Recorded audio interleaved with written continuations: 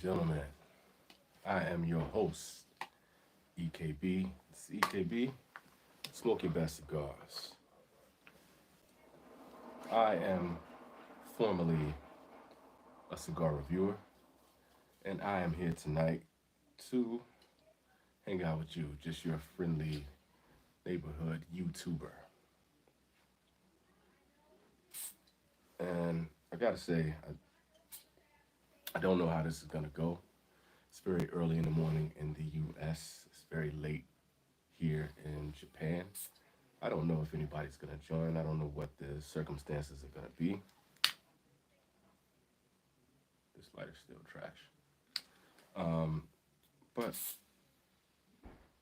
regardless of whether people join in or not, I am gonna try to smoke a cigar that I haven't had many kind things to say about.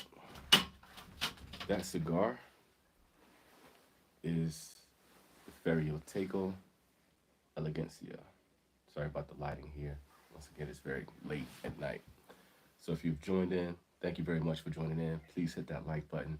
Please let me know in the comments if I am loud and clear enough for you to hear. I'm trying to be respectful to my new neighbors. Just met my neighbors. Kind of a nice thing. I might talk about that as this goes along. So I want to go into depth here about the cigar. Well, not into a lot of depth. I didn't look into the details like I had planned to initially. Um, this is one of those things that I did not have a great experience smoking the cigar. And just to be completely frank and up front, you guys know how I am. I try not to hold anything back. I try not to, be too politically correct, but I also try to be respectful of people who have worked hard on their craft, work hard on their cigars, work hard on everything that they make. But I find this to be, in general, just the Nate Sherman brand, timeless Ferio Tego to be one of the most bland cigars that are out there. Really kind of been very disappointed in just the whole flavor profile, the whole aspect of it. And Michael Herklotz, just to me, I always feel like he's trying to convince himself that, thank you to everybody who hit the like button. I appreciate y'all. I always feel that it's kind of like he's trying to convince himself that this is a good cigar. And as much as he's trying to convince us.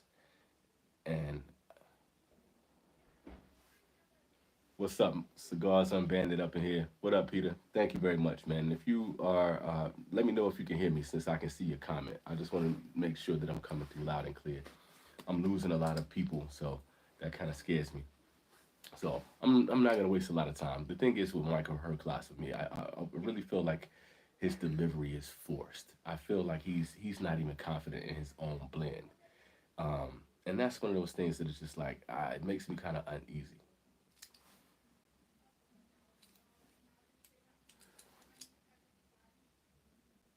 Up early reading economics news. Okay, that's what's up. Loud and clear. Hello, hello. Mic check.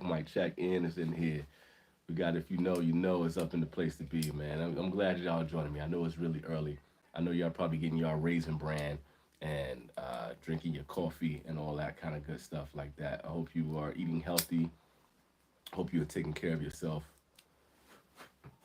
and maybe enjoying the morning cigar. Let's see how it goes. Thank you to everybody that hit that like button. Much appreciated. Now, I do want to say that is a nice draw on the cigar so far, and that's gonna be a plus, right? So I should, be in a good place.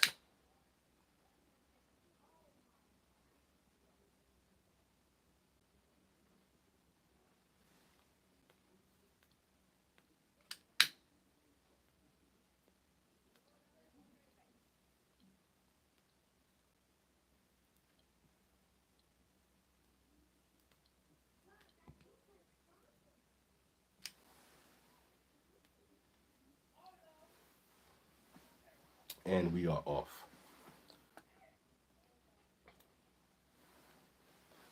Already, I'm not getting much from this cigar, but it's early. I just lit it. I know.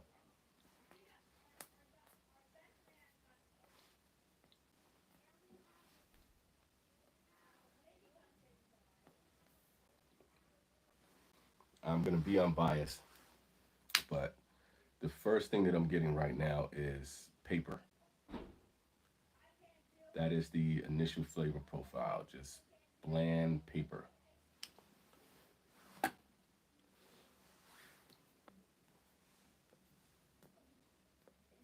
Who else is in here? We got Ian, we got Kane. What up, peoples? Thank y'all for joining in. Shouts out to you. Thanks to everybody to hit that like button. How was the weather there? I'll talk about the weather really quick. It has been raining like cats and dogs. My mic stand right now is soaking wet. The ground everywhere but where I am is soaking wet. I really can't show you because it's so dark. But you can see I'm wrapped up in a coat, but it's only like 43, 45 degrees, something like that, by US standards. So it's not freezing cold, but it's enough that you could probably see the frost coming out. But I'm comfortable. You know what I'm saying? My hands aren't cold. It's nothing like that.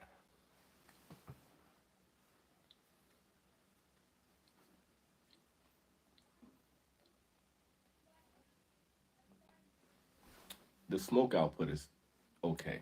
The draw is a little funky. It's kind of like it kind of feels like the draw right now is like I'm getting a tunnel, but I don't know if that's really gonna affect it right there. It's like a slight tunnel, but really, dude, I cannot taste anything on this cigar other than paper. It really tastes like a paper bag. It's 42 in Vegas right now. Vegas is lit right now, though, right? There's a lot of stuff going on in Vegas, ain't it? I think people are getting ready for All Star, and is TPE out there? Is there something else going on? I think TPE is supposed to be popping. Do they sell Liga Privada number 9 there, or do I need to bring? I would recommend bringing it. If you're gonna be in Tokyo, you may be able to find it, and I got some spots that I can, show you if I haven't sent it to you already. The thing about it is, it's like the Kanagawa area has a lot more access to cigars. So the thing that you can always find, as I've mentioned to you guys several times before, you're always going to be able to find Davidoff. You're always going to be able to get Fuente. Uh, you're always going to be able to find the Cubans that you want. Most of the Placencias are available, and Drew Estates. So usually, you'll find like a lot of Ratzillas. Um, you know, uh, I've seen the T52. Uh, there's uh, what is RP? What's the guy's name? You can tell I don't smoke his cigars anymore. What's RP? I can't think of what his name is right now. But y'all know who it is. Like, that's the main thing you're gonna find. I have seen number 9s before, but where I am right now, I'm in a desert. There's like no cigars, and the only place that you can get cigars is like this lounge that's up here, and everything is marked up 150%. So, just in case, I would bring. Oh, dude, yeah, bring it. You're gonna be in Sasebo. That's right. Yeah, bring it. It's not a lot happening here in Sasebo. You will see. It's rough. Rocky Patel. That's who I was talking about. I haven't smoked Rocky Patel in a while. Yeah, but yeah, man. It's Sasebo is very, very, very, very, very laid back. It's very laid back. And anytime that you see tobacco written around up here, it's always gonna be for cigarettes. It's not many selections that come up for anything other than that. Other than the lounge that I was telling you about, it's a beautiful lounge. That lounge is amazing, just as far as like the customer service is nice. They play really cool, like jazzy type music. They got a lot of selections in there. They don't have a lot of selections as far as the cigars, but everything is marked up. But it's comfortable. There's like a bar that you can sit at, like right up front with the maitre d. Almost, I'll call him a maitre d. That's kind of how he operates. And then there's another little couch section where you can kind of sit back there. They had some Dunbartons in there, which is rare, but it's only like a little small box, and it's like a tiny desktop humidor, and that's their selections of anything that's not on their cigar list. The cigar list is like Cubans, and then they're non-Cubans, and they didn't have like even any Drew Estates up there in the time that I went. So it's a very interesting place to be here in Sasebo, man.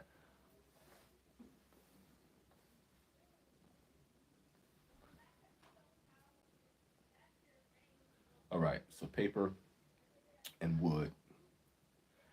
I really, I tried to give it a little retro hell right then just to see what was going to come across.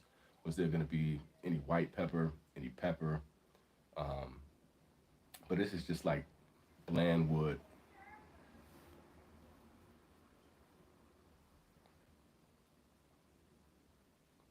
I like the aroma on the cigar, and I'm enjoying the draw. The draw has gotten a lot better. But man, I tell you, I don't get anything from this cigar.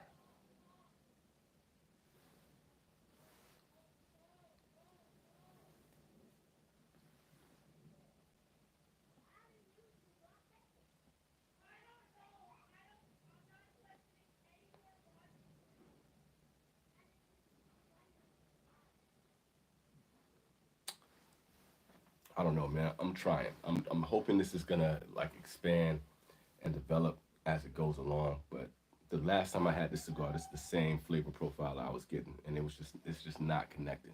Hold on, man. My headphones are tripping for whatever reason. I don't want to mess with anything because I don't want to mess with the audio. So we'll be all right. Anyway, are you guys planning on smoking anything today? Did you guys have anything lined up that you want to have for the day? I try to do this so that you guys can wake up on the weekend. I could chill with you guys in the morning. I can have a late night smoke and just kind of kick back. While you guys are putting that in the chat, um, it was kind of a cool thing today, man. Like one of the customs here in Japan is that when you move into a neighborhood, you provide gifts for the people who are in your neighborhoods, for your neighbors and all that kind of stuff, and you kind of introduce yourself, and just so they can get comfortable with who you are and who's in the neighborhood and things like that. And it's just kind of like a customary thing. Um, so we try to make sure we were going to do that for the neighbors that's around. We hadn't really had a chance to like talk to anybody, have any real conversations, and Japan is a really private place just in general. But my wife and I put together some packages. We got some of those Stanley cups. those cups that everybody is going out to get right now. They were really popular in my wife's store, so we went and grabbed a few of those. We got some Reese's peanut butter cups since that's really popular in the U.S. It's not something that's super popular here in Japan. I thought like it would really fit their palate.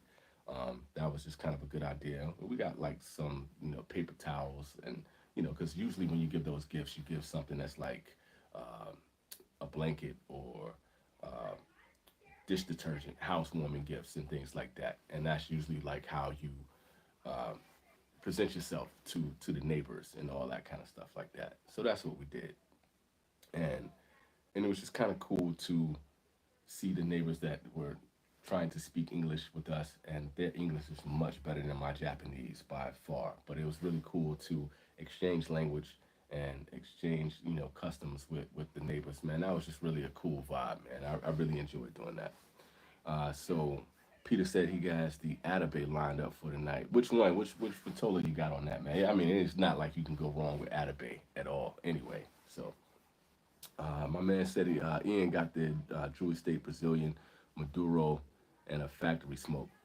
I apologize for that factory smoke, man, but that Maduro sounds like it will be fantastic.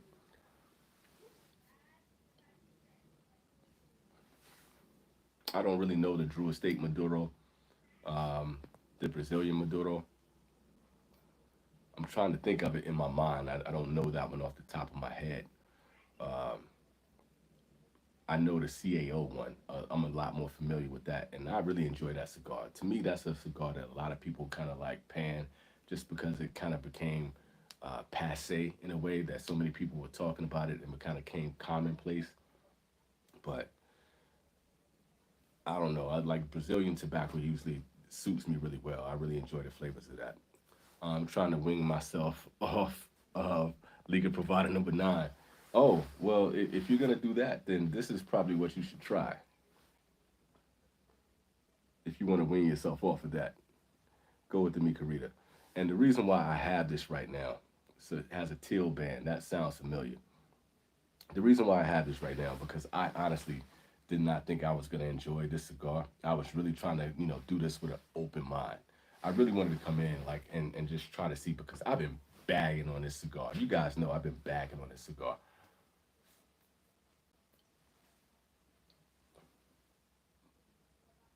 and I've been bagging on this brand, and I don't smoke it all the time. But the last time that I had this cigar, I followed it up with the AJ Fernandez Nicaragua series, and the comparison between the two is not even fair. Like it's really like no competition. So I was expecting at some point that I was gonna put this cigar out and then have to get a cigar that I can really enjoy. But I'm trying to give you guys some flavors from this cigar that's can kind of tell you what's going on. But really the only thing that I'm getting is wood and paper bag. Um, I guess the best thing that I could describe in this is like unsalted almonds. Does that make sense? So we got paper bag, unsalted almonds, and wood, dry wood.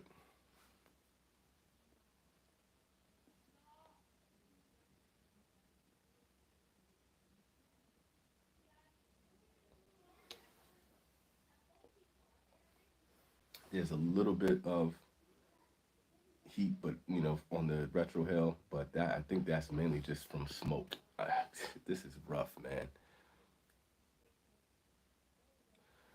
It's funny to me like that you say that you're not crazy about Steve Saka stuff, but Steve Saka created the number nine.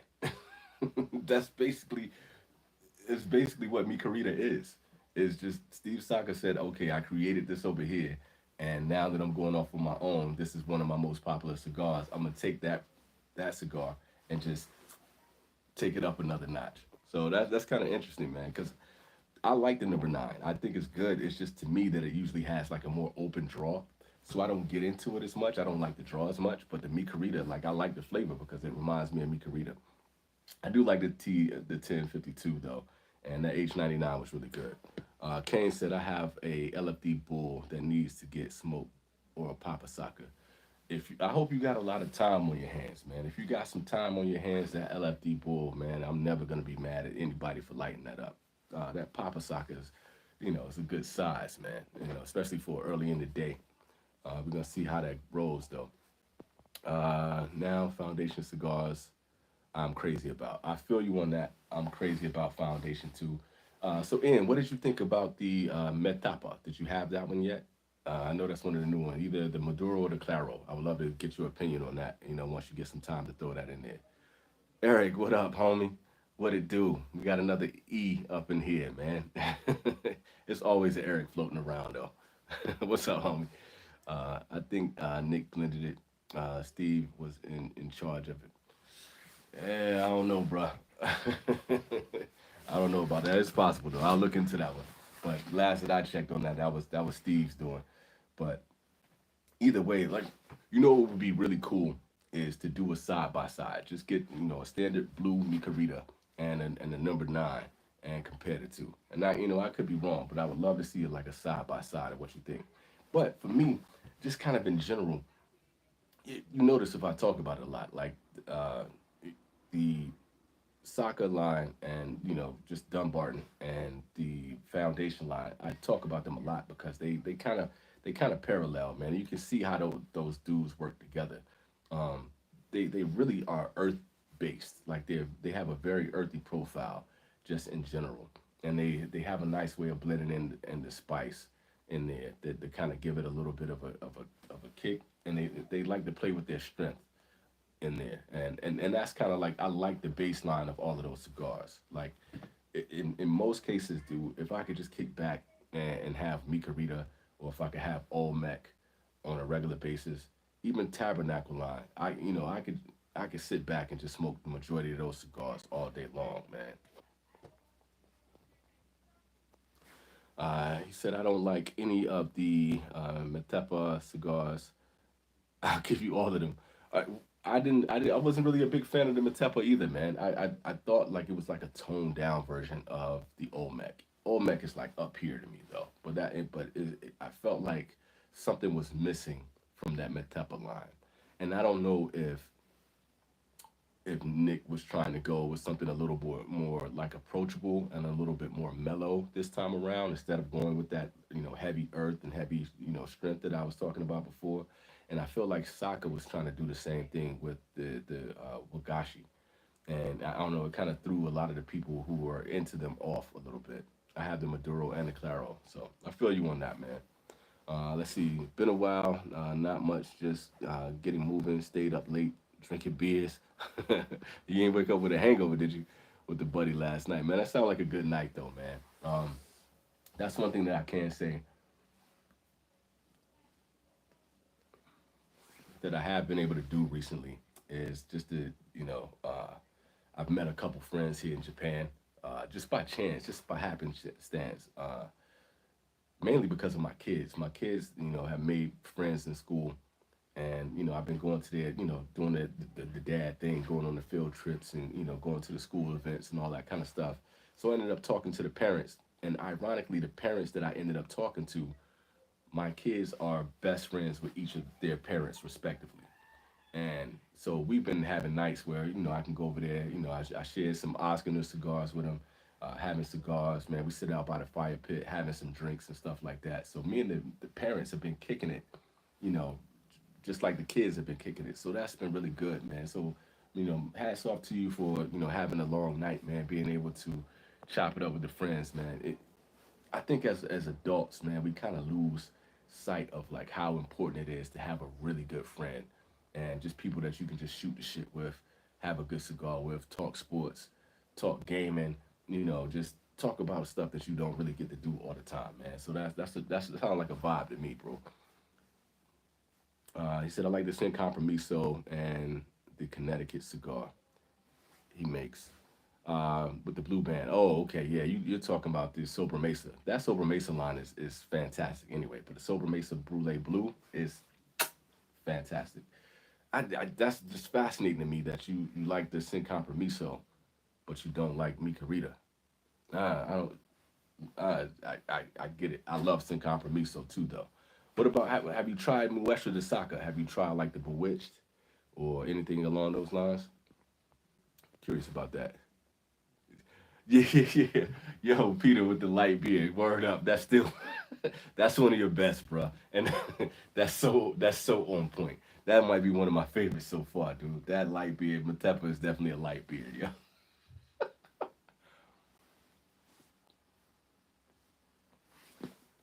If Matepa is a light beer, this is like a PBR. This is like piss water, man. This is absolutely the blandest cigar that I've ever had. I would rather smoke Caldwell over smoking this cigar. I would smoke what's the Long Live the Queen or whatever that shit is. I would smoke that 10 times before I ever smoke this cigar again. This is the blandest cigar I've ever had, bro.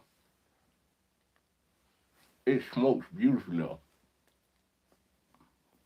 The construction on it is phenomenal. That's a nice burn line. Look at the smoke coming off of it. That is that's excellent. See if I can contrast it here.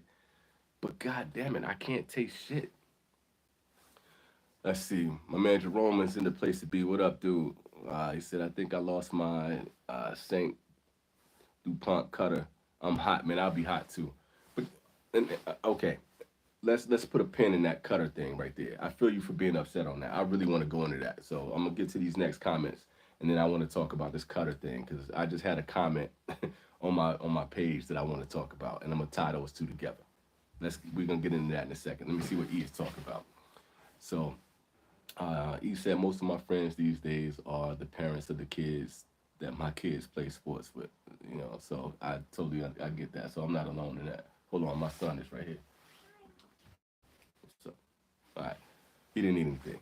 All right, so do I plan on returning to the U.S.? Not anytime soon. I'm gonna be here for at least another 3 years, and that's at least. For me, the only draw that makes me want to come back to the U.S. is my family, especially my niece and my nephew, my nieces and my nephew. My daughter is going to be coming here soon, and I got family ties, but it's really nothing drawing me to the States with all the political turmoil, with the housing issues that is going on, with the homelessness that's going on, with the violence that's going up. Like I don't really see a need to come back. Um, you know, the life that I have here, being able to travel, being able to see things that I've never seen before. I'm not far away from Korea right now. I'm not far away from the Philippines, from Thailand. I mean, I really don't see a reason to come back other than that. But, I don't think, my wife will stay here forever. So time will tell, man. You just never know what life is gonna bring up. I never knew that, I was gonna be in Japan, uh, especially for 4 years. My kids have basically grown up here. We had a moment the other day where um, we're getting in the car. My son is in the front seat, and I'm telling him that the steering wheel is normally on the other side of the car because I'm just teaching him stuff about the car while we're in there. He's 10, by the way, and he was just like, "What?" Because and the reason why I did that is because I walked to the wrong side of the car. Just on instinct, I usually go to the U.S. driver's side, and I did that by mistake. And I was like, "Yo, I did that because the steering wheel is normally on the other side," and he couldn't comprehend that because he hasn't been in the states, since he was 4 years old. So he has no concept of like just the normal driving and driving on the right side of the road and all that kind of stuff. It blows his mind. So it's kind of funny to see that he's really like a Easterner. It's kind of funny. Ian said I've had all Steve Saka cigars except for the Todos Las Diaz. I enjoyed the Todos Las Diaz, man, especially in that double wide. That was probably the best one I had, even though I love the thick Lonsdale as well. That's kind of a sweeter, smoother cigar, but it has like some sneaky strength to it. So it's an interesting profile, man. I wonder what you would think. PT is up in the place to be, man. What up? What up? Jerome cracking jokes as usual. Same here, the steering wheel, ex Brit. Yeah, but it's funny, man, because I kind of mess around doing that all the time, and I still like when I'm driving, I still hit the wrong like instead of hitting the signal, I hit the windshield wipers. I do that shit all the fucking time, man, and my son is always laughing at me for doing that. So yeah, you kind of understand the experience. So while we got a lull in the comments, thank you for everybody that hit that like button, man. I much appreciate y'all for doing that. Shouts out to the 14 people hanging with me like this early. Um, all right, still nothing. So Jerome, I feel you on losing that cutter. So when I was doing the last short that I did, man, and that short just took off, man. It's almost at like 8,000 views or something crazy like that. It's really cool, man. The amount of love that I got for that and people commenting. But I did the thing where I'm like, I'm a cigar smoker, so of course I have more cutters than I need. So the cutters that I have are all cutters that are pretty much just like this, just basic, you know, straight up and down cutters. No, I don't have any switches. I don't have Zycar. I don't have anything like that. And I feel like when you invest in something like that, it's a good thing to invest in good accessories. If you got a hobby that you're really into, it makes sense to have like a nice extravagant lighter or cutter or something like that. But for me, I like having extras. So if I lose this, then I'm not really stressing because I can just go just like this, and I got another one, pretty much just like it. So I'm not really stressing if I ever lose my lighters, man, because I'm one of those people that like when I spend my money on something, it means something. Like I'm not gonna spend money too fast unless it's something that I really care about and it's something that I really want. So this dude commented on my thing. He was like, "Man, all your cutters are trash." And I'm like, "Do they cut the cigar?" He never responded. And the whole thing behind it is, if this is gonna do the trick and give me a nice cut on my cigar, why do I need to spend 20, 30, 40, $50 on a cutter? What is the point? other than the fact that it's an accessory that I would like. But if I drop that kind of dough on it and then it gets lost and I put it down somewhere, or just like I almost didn't have my lighter today because my wife had my lighter. You know, like if something happens to it, I'm gonna be hot, bro. I'm gonna be pissed. But if I got multiple lighters where I get a nice cut, what am I complaining about? I didn't even spend any money on this one. Most of these came in like cigar of the month clubs, or uh, somebody just sent me a lighter, not a lighter, but a cutter, or something like. I got lighter on the brain, so sorry about that. But somebody just sent me a cutter, or I got it in a package or something like that, and I didn't really spend any money on it, and or I just was like maybe 3 or 4 years ago, I was in a shop and like, man, I don't have a cutter right now. Here's $5. Let me get a cutter. I'm done. What do I need to spend all that money for? Maybe I'm frugal. Maybe maybe that's just me. I don't know. It seems like I'm getting some cosigns in here, but so I hope you get that lighter, man. I hope it ain't. I mean, that cutter. I hope it's not lost. I hope nothing is wrong with it. I hope it shows up, especially if you drop some coin on that bad boy. But at the same time, you always gotta have some of these as backup, Jack. Always gotta have them as backup. Let's see. John said, "Do you find cigar shops in Japan, or do you have to grab sticks via the mail?" Right now, I have to find them via the mail. And this is kind of what I was explaining beforehand, because where I am right now in Sasebo, there aren't many options and there aren't many places for me to go. If I want to find a really nice cigar shop, I'm probably going to have to go 2 hours away to Fukuoka, or I'm probably going to have to go down to Nagasaki, which is also 2 hours away. That sucks. So right now, like, pretty much the only way that I'm getting cigars if people send a bomb, or if I go to Neptune or Fox Cigars and send myself some cigars. That's really the only thing. Right now, I got enough cigars that I'm pretty much content, so I'm not going out of the way. I'm actually sending more cigars out than I'm actually bringing in at the moment, because I'm trying to give back to a lot of people that supported the channel. The cigar lounge that is actually here, the markup is 150%.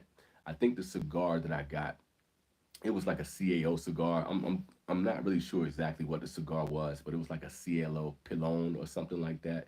And that's normally like a $6 or $7 cigar. That thing was almost $20 in the place that I got it. Like, it's just crazy, like how much they're marking up the cigars where I am. So right now I'm in a cigar desert. So if you are coming to Japan and you want to get a cigar experience, if you go to Tokyo, especially around the Shibuya area, there are cigar shops galore. You don't have to worry about it. I know some really cool places that I can always introduce you to. If you go through my channel, there's about 3 cigar tours that are on. There's one for Yokohama, there's one for Yokosuka, and there's one for Tokyo for sure that is on the channel still, that you can go and watch those. And I go and buy cigars. I go and hang out in a really cool lounge. So that's something worth checking out if you haven't checked it out. There's some really cool videos. It's probably some of the most fun that I did, because it's just me just getting on the train, traveling, and kind of showing you all around the places where I used to hang out and used to get my cigars. Here in Sasebo, I haven't done a video like that because there's no place that I can go. And on top of that, the lounge that I was in didn't allow any kind of cameras at all. So I couldn't take a picture of my cigar. I couldn't take a picture of the lounge. I couldn't, video and film myself. They didn't allow it. So it's just a completely different vibe here in Sasebo than it was from where I was in the Kanagawa and Tokyo region. I hope that, really answers the question and it makes sense. Norbert said, good morning, Kings. Good morning to you. He said, anyone try the Perdomo 30th anniversary line yet? Specifically the sun-grown. Thoughts? Um, I have that in my next box that I'm gonna buy for myself. I really dig Perdomo. I just gotta give love to Perdomo because he always has excellent construction on his cigars, and he really does have a really good profile. And the OG Sun Grown was a favorite of mine. I don't think Cigar Hound Dog liked it very much, but I really enjoyed that cigar. I like the Maduro. I like the Champagne. So I was actually kind of hyped to try the 30th anniversary. I haven't gotten it for myself yet, but it is definitely one of the cigars that's in my list to bring to the crib so I can try that. Just because I got love for Perdomo. Um, I don't really got much else to say about the whole thing of Perdomo, but I do want to give him credit for his quality control, and I do want to give him credit for his consistency with his cigars. So far they've been pretty good. I'm hoping that 30th anniversary is going to be a banger. Hopefully other people in here are commenting as well. It looks like PT is commenting on that. Eric said the cut I use most often is my Swiss Army knife. I always have it. Dude, man, I would do that too, but when I was traveling around, I think over around Christmas and New Year. I was on a family trip and I was traveling with the family. We went to Fukuoka, Kyoto, Osaka, and up to Tokyo, and then came back. So when my wife and I came back and the kids, we took a plane back instead of taking the Shinkansen, the bullet train. We took the bullet train to get around all those other places. So instead of taking the bullet train, we flew back to Fukuoka, and when I was going through, I had my lighters, I had my cutters, I had all of this stuff like in my bag. Because normally, like when I do uh, the big bag when they check in, they normally don't trip. I normally can get through with just about anything, right? But in my carry-on, I have my keys with me. I normally don't bring my car keys with me. Why? Because I don't drive. I don't need it. But I just happened to put it in my bag this time. On my on my key, I had my Swiss Army knife up there. They took that shit, man. They didn't take my lighters. They didn't take my cutters. They didn't take nothing else. They took my Swiss Army knife. So that kind of sucks. So now I gotta buy a new one. That kind of bothers me. So I'm glad you got that on hand because if you know what you're doing, you can cut that cap off and you'll be good to go. That's what's up to have that on deck. Peter said, I'd rather have a nice lighter over a nice cutter any day of the week. And I know you got jokes with that too, man. I would much rather have a nice lighter too. That cutter really it's not that big of a deal, man. I mean, because you still should be able to get a decent cut regardless. If you got a nice guillotine, like you really aren't, you know. I, here's my thing. I think like if you have a V cutter, then you need a really good V cutter. That is more important because like the V cutter I have is not the best, and that joint be like jacking up the cap every time I do it, and especially if I dry box my cigars, then it might crack my cap, and that never happens with my straight cutter. I'm a straight cut dude. Like I prefer that over the punch any day of the week. I would rather like take the cap off of my fingernail than use like many other cutters. I'm a guillotine dude. That just works for me. But if you're gonna be a V cut type of cat, then you probably need a more expensive Zycar that you flip a button that does like a flip or whatever it does, or like some magic trick and sprinkles come out and that shit, and then you can use your V cut. That might be worth it to spend your money on that. But I'm not a V cut person. I mean, that's just really not for me. And the only time I like to use a punch is if I'm smoking like a flathead or something like that. But anyway, that's really not that big of a deal either way. Shouts out to PT, man, for holding down court up in here. Justin is in the place to be. What up, Justin? Thank you to everybody that hit that like button too, man. Much respect to all of y'all. He said, what up, EKB? Just woke up and saw you were on. Can't stay long. It's all good, man. Haters will hate, man. And I'm not even worried about that dude that was trying to hate on that. I just thought it was funny. And like my man said, Jerome was saying there was like crickets after like I was like, it cut, doesn't it? And I guess he ain't have shit else to say after that. But and most people like I don't even consider that a hater, man. It's just the internet just likes to make comments, man. It is what it is. The guy probably only smokes Davidoff. Hey man, I love y'all, man. Y'all funny to me for real. I needed that laugh. Kane said I have a good couple of $40 cutters.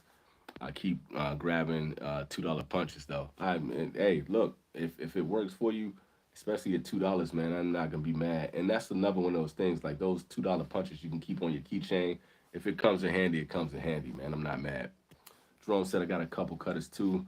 The thing is, I think I may have lost it on the way somewhere, bro. Damn, man, that sucks, man. Really, that sucks. I feel you. I feel you. PT holding court. What's up? What up? What up, though? Let's see. PT said I also like Perdomo. They are consistent and reasonably priced. And that's the other thing. I didn't even mention the price of Perdomo. Perdomo is usually reasonably priced. And I just did a live just the other day on yesterday, I think. I get kind of confused with the time zones. But I did a live, and I was kind of going on another diatribe, just talking about like how everybody's trying to hike their cigar prices up, and they're trying to make this whole cigar thing like the sneaker game, like everything is on this hype beast stuff. I hate the fact that like everything has to be limited edition, or has to be like some kind of special cigar, and everybody has a new anniversary. Just like look at Room 101, with what they're doing right now. Like they did their 10th anniversary, and that's a milestone. Like you want to do your 10th anniversary of everything. If you can survive in business for 10 years, then like more power to you. That's not easy to do. But now it's like 11th anniversary, 12th anniversary, 13th, 4th. Like why?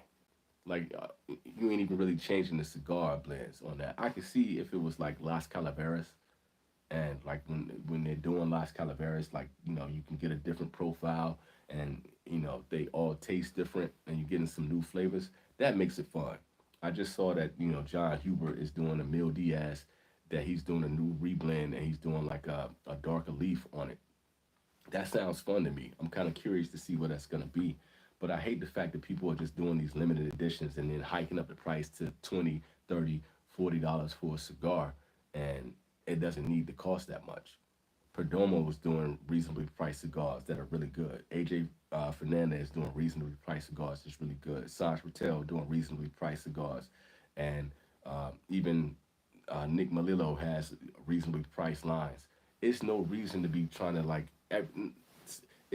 in the next 10 years we're going to be paying 20, 30, $40 for cigars, and it's like outrageous, and it's just rolled up tobacco.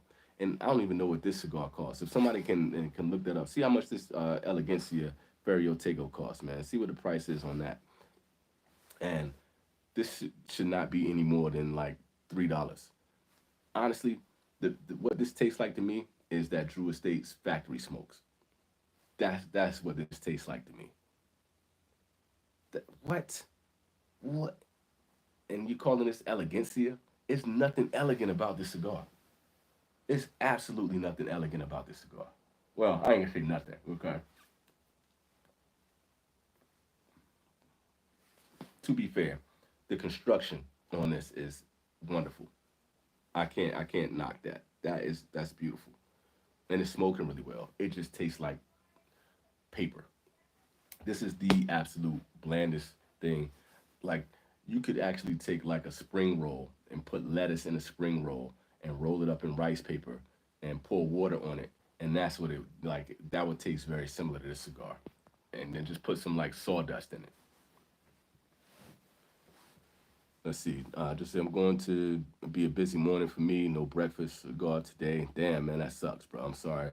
I'll wait until the night to partake. I hope whatever you have tonight, man, if you got a busy day, I hope you smoke something that's really good, Justin, just to take the load off, man. And that's the beautiful thing about ending your day and smoking a really good cigar. Because honestly, I'm about to put this out and light up this Papa Saka and chop it up with you guys for the next time being. My favorite Sanj blend right now is the Cameroon. That thing is outstanding. Like the moment you light that cigar up, you taste the sweetness of the cigar, you taste the sugar cane, and you taste the Cameroon flavors in there. And it has not failed me once, man. That's, you know, the best thing about having a cigar is when you light it up and you really get the flavor profile that you've been seeking, that you've been wanting, and you get that endorphin burst when you get that like, yeah, this is it. That's what I get when I smoke that cigar. That thing is outstanding. He really showed his ass with that cigar. Sanj got busy, man. And I was talking about this the other day. I get so frustrated with the industry killer line, just because they don't. It's completely unbanded, and the Cameroon and the Habano look just alike. It's so hard to tell them apart. And one has like a slightly redder hue in the wrapper leaf, and that's really it. But like even when you hold them side by side, it's really hard to distinguish them apart. So when I did the short the other day when I was smoking that cigar, I put that it was the RS88 Cameroon, and what I was actually smoking at the time was the Habano because it was so much spicier. And I was like, damn, did I grab the wrong cigar? I'm like, yo, whatever. I still got to finish this review. Da da da da da. Whatever. It wasn't really a review, but it was kind of just like me sitting out and just smoking in a cool place. But the next day, I grabbed the right one. I grabbed the Cameroon, and when I lit that thing up, those endorphins hit, and I was like, okay, I love the fact that you can't tell which cigar is which by the band because there's no band on it, but you can tell as soon as you light that cigar. That kind of integrity in smoke profiles where you can actually tell the difference is like it means everything to me. That's just one of my favorite things just about cigars when you can really get a significant, from whatever one line to the next, you can tell which cigar is which just by the flavor profile. And San just come through with that with the Cameroon for sure. Philip said good morning to everyone from ATL. ATL, shouts out to you there, man. I ain't been in ATL in a long time, man. It's been a minute. Gimmicks like the cutters or lighters must have Camacho written written on it. That's good. Peace out, Justin. Good morning from Bobby. What up, Bobby? Hey, man, long time no see, man. I guess this is the time when I can catch you, man. I gotta come on when it's early in the morning for y'all. Of course, you got one of those Maduros already, dude. I shouldn't even be shocked, dude. Your plug is the illest, man. Have you smoked it yet, though, Peter? That's the thing that I want to know. Have you smoked that Maduro yet, man? I'm kind of curious to see what that's like. John said, haha, Herclots wants $22 for that. See, this is what I'm talking about. $22 for this? $22 for this. I, I can't really interject the way I want to right now, man. CK, what up, homie? But it's like this, it's no way this is worth $22. There's no tobacco in this that could be worth $22, yo. And I'm not even being funny, man. That is outrageous. I would never pay that. And somebody sent me this cigar partially as a joke and partially because they wanted me to enjoy this. This thing has had time to sit. All right, so let me compare this. So when I got the Allegiance, you guys probably saw the most recent short that I did, right? Where I was doing an apology to EP Carrillo and the Allegiance because when I initially smoked that cigar, I got the ammonia. It was bitter. It didn't have much flavor to it at all. It took a while, even when I did the review on it, for it even to get some kind of flavor going, other than just like ammonia and astringent, and it was not enjoyable at all. I gave it a D minus, and I really did not enjoy that cigar. And I put it on my top 10 list for the worst cigars. It was number 10 because it wasn't like the worst of the worst, but it wasn't. It was really one of the worst cigars that I had in 2023. I was being honest about that. I was not exaggerating. I wasn't trying to be funny. I wasn't trying to shit on them or anything like that. I was just trying to give my honest opinion about that cigar. So I gave that cigar more time. I had I had two of the Toro and I had one of the Robusto. So I took the Robusto and I let that joint sit until I got here. So it had at least another 6 months or so to age. It might even been longer than that, but it had some time to really sit and rest. I gave it some time. When I lit it up again, I gave it an honest try, the same thing that I'm doing with this one, and the flavors bloomed a lot more on it. I didn't get the astringent taste on that. I got some white pepper, I got some cinnamon, I got some spices on it, I got some nice woods. It was a really nice cigar. It still wasn't one of my favorites. I don't think it lived up to the pledge. I don't think it lived up to the encore. I don't think it lived up to the La Historia, especially not the pledge. But I gave it a C because it was much better than what it was before. This is just as bland as it was the first time that I had this cigar and the second time that I had this cigar. This is horrible, dude. This is horrible. Like, I do not like this cigar, man. And like, you would think that this has had way just as much time, if not more time, than the Elegancia, uh, Allegiance, not Elegancia. That's the Elegance, but then the Allegiance. It had just as much time to grow and mature in my humidor, and nothing has changed.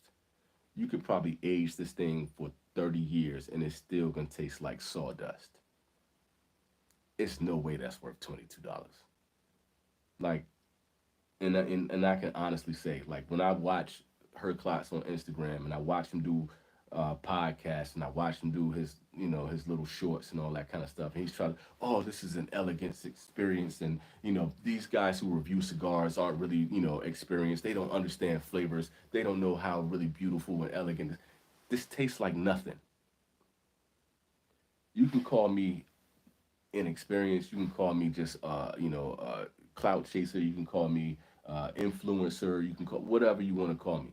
I know what I'm talking about when I know my own palate, and I know when I taste something, and I know what, like, I can taste the cigar. I know I can taste the allegiance. I know that um, I could taste the Matepa. There's so many different cigars that I can get a different flavor profile. And that Cameroon from Sanj Patel, I can taste the Habano. I can taste his Connecticut. I don't taste anything with this other than just paper bag and sawdust. It's no way this should be $22.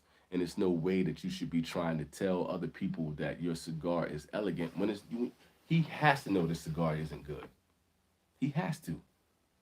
He has to know, like, you can't smoke this and then have John Huber come in and give you a Los Calaveras and say, now smoke this.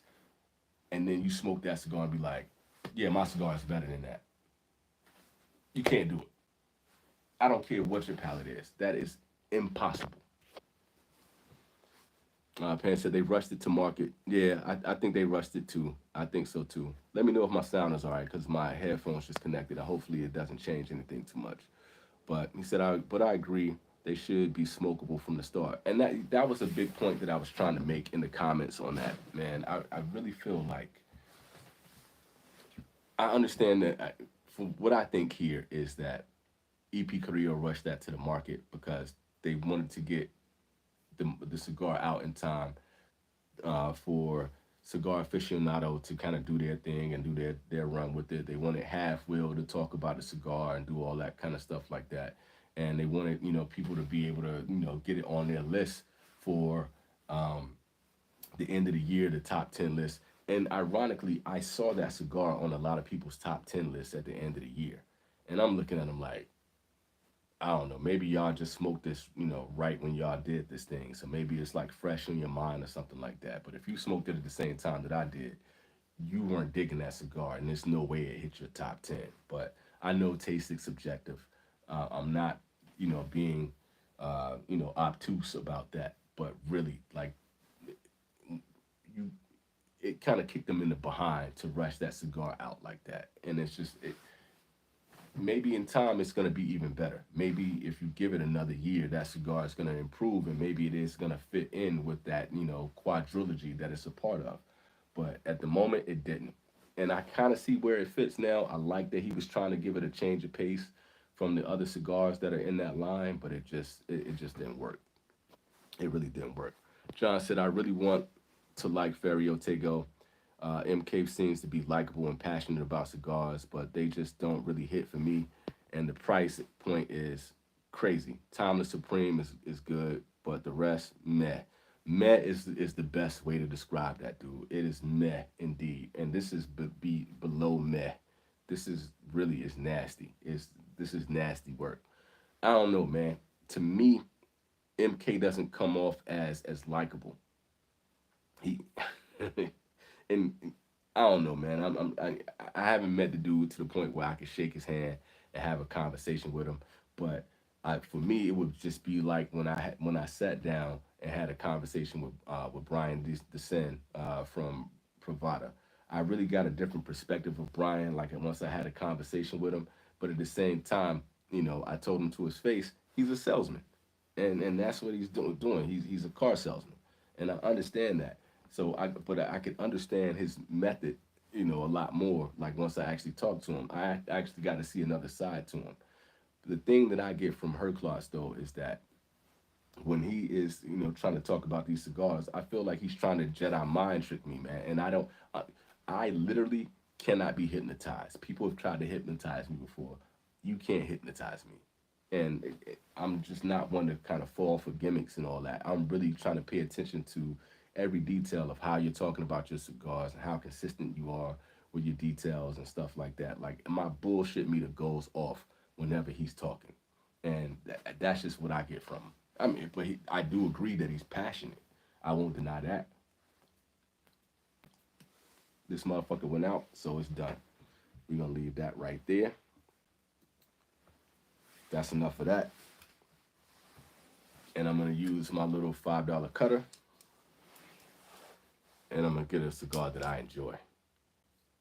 Y'all keep going in the comments, man. I enjoy talking to y'all, man. It makes all this worthwhile. Look at that. It's a nice cut, man. $5 or free. Free is even better.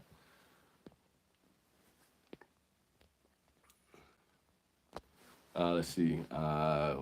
What's up with the accent? What up? Long time no see. He said, I still have to meet a single person who likes Ferio Tego cigars. Look, man, if you listen to Michael Herklotz, man, he will tell you that everybody loves his cigars, and the moment that you try his cigar, you fall in love with it, and like he really goes on these long as monologues about how great these cigars are, and I don't know anybody that really loves them like that either, but I think I've talked to one person that really enjoyed the cigar. But hey, whatever, man. He said her class used to work for Davidoff. Davidoff distributes Ferio Tego. That explains the high price tag. Food for thought. Yeah, man, I know, man, which is kind of crazy. But the thing is like a lot of those white label Davidoffs are bland as hell too. So that also kind of plays into it. Don't get me wrong. You guys seen that I did the buyer's guide on that. I do like some Davidoffs, but I'm not the hugest Davidoff fan, especially a lot of the white label stuff. I can do the late hours. I can do the Yamasa. I can do the Nicaragua box press. Those are fine. But I'm not going out of my way for Davidoff, especially with the price point, just like you were just saying. And the other side to it, why am I sitting here without lighting this cigar, man? I'm just running my mouth and I'm not lighting this shit up. But I'm putting too much moisture on this bad boy.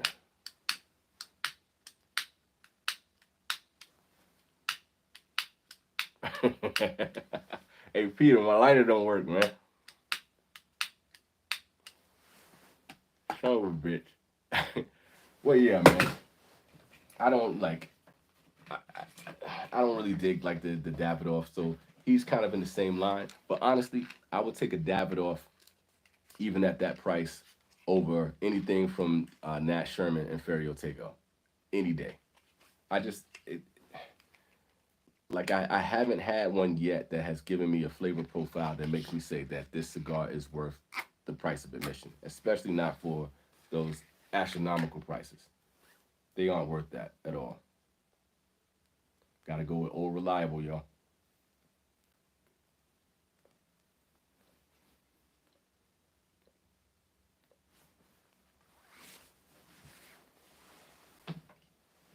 Mm, mm, mm. I can taste it. I can taste the cigar. That's beautiful.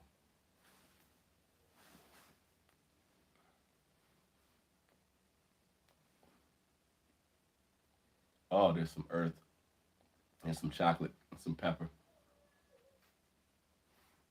Mm. Sorry about that. My connection went out for a second, y'all. All right, I'm back with you. I said, no, sir.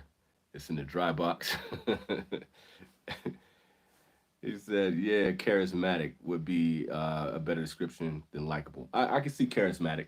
Because, John, that's a good point because he does try to bring across this kind of like the classic classy cigar smoker, in the suits with no socks on, and he's got the coiffed hair and all that kind of stuff. And I think people fall for that, and and it's also a vibe. You guys don't get to see it, but I like to get dressed, and it's also a vibe.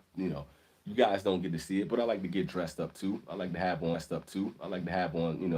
some clean slacks, and some clean slacks, and some Ted Baker from time to time or something like that. I like to put on some nice clothes.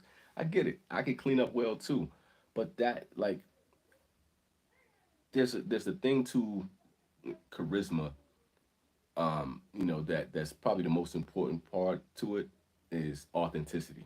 And shouts out to everybody that joined in, man. I wasn't expecting to get 30 people this early in the morning, man. Shouts out to y'all. Thank you for joining in.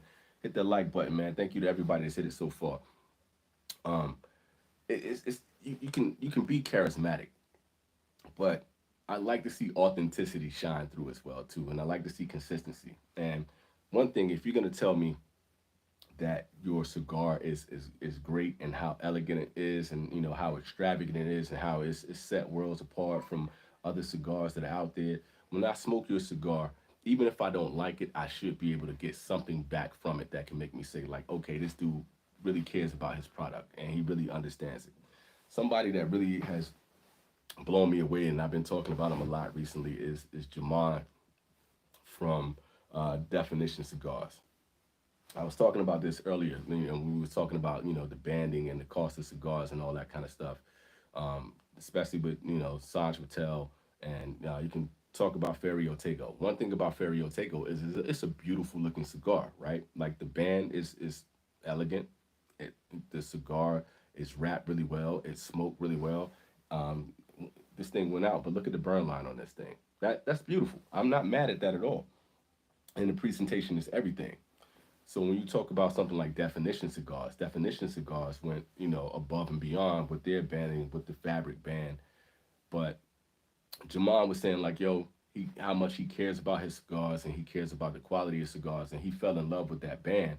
But he was just like, it wasn't cost effective, and it wasn't effective for his brand. So he decided like, hey, I got to get rid of this. I know my customers are fascinated by this band. They fall in love with it. They love the colors and they love everything on it. So they want me to keep it. But he said, I can't do it because I don't want the quality of my cigars to go down. He won me over with that, especially when I smoked the cigars, and it was like, yo, the quality of his cigars is really where it is. And the stories that he had behind his cigars all made sense, and the reason why he chose and it being in the blending process, you could tell he was passionate about it, and he felt everything that he was talking about with that. And he really won me over because everything that he said was tracking. The thing about Ferio Tego is not everything is tracking when it comes to what he's talking about with his cigars, especially when it comes to the flavor. That is, there's no flavor in that damn cigar, none. But it looks good. I mean, and he's presentable as well too. But like, what is inside this is the quality to me. So that's the way I feel about that. Steven, what up, homie? I'm glad you made the live, man. It's good to see you, baby. And I need you to holler at me when you get a chance, man. Just hit my inbox. I need to get at you. I love the fact that Pan's showing love to everybody in the chat, man. Thank you for being cool. I love when y'all do that. He said, "What's with the accent?" Said that's embarrassing. Hey, yo, dude, like it was such a difference from just the light up of this cigar compared to what I was doing there. So I wasn't gassing y'all on that shit, man. It's a huge difference. Hard to go wrong with Saka, indeed.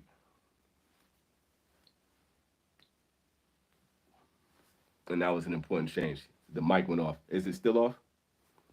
Is my audio still cutting? That's why everybody was leaving. Okay, he said it's fine now.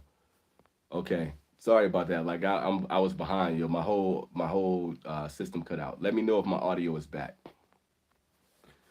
Philip said Foundation cigars are amazing for the money.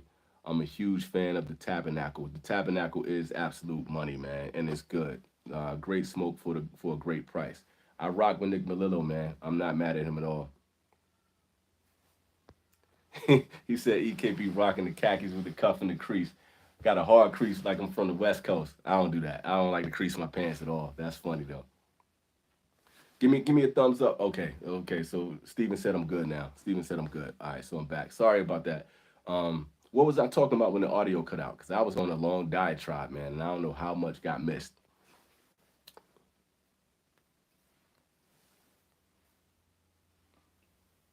I wonder why everybody cut out, man. This thing went up to like 32 people in here. Now I'm down to like seven, man. I'm sorry about that.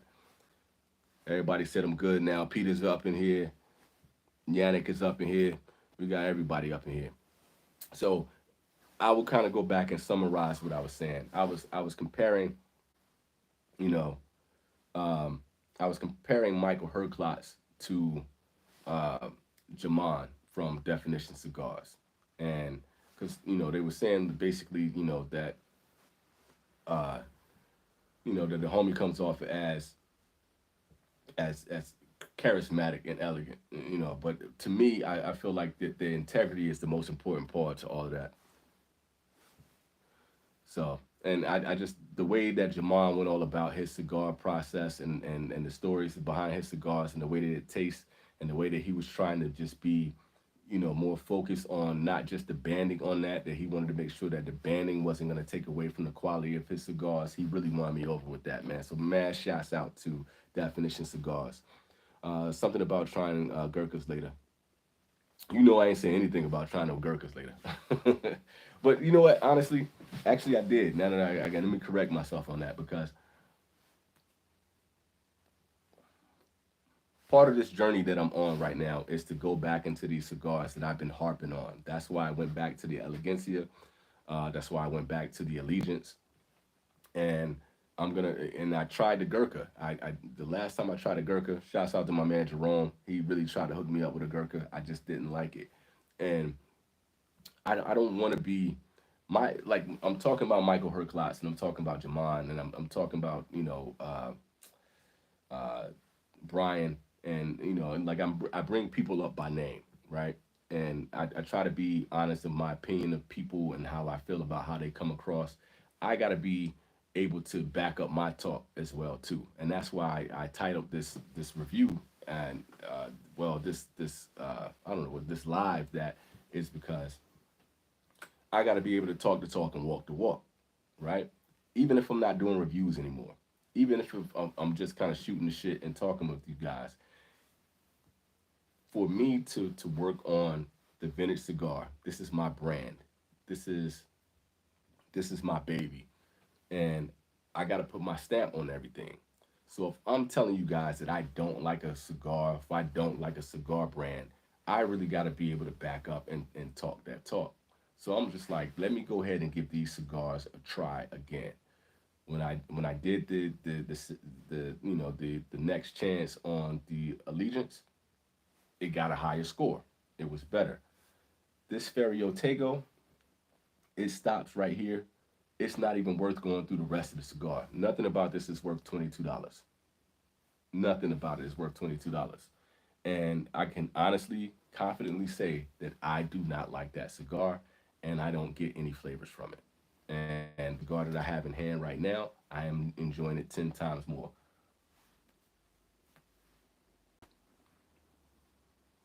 Just from the light up, it's a completely different cigar. So I feel like I can stand on business. That's the common phrase right now. Everybody's saying they stand on business. How much?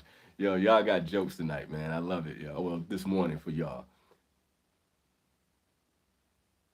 Is the audio gone again? Y'all can't hear me? Give me a thumbs up, thumbs down. You still can't hear me?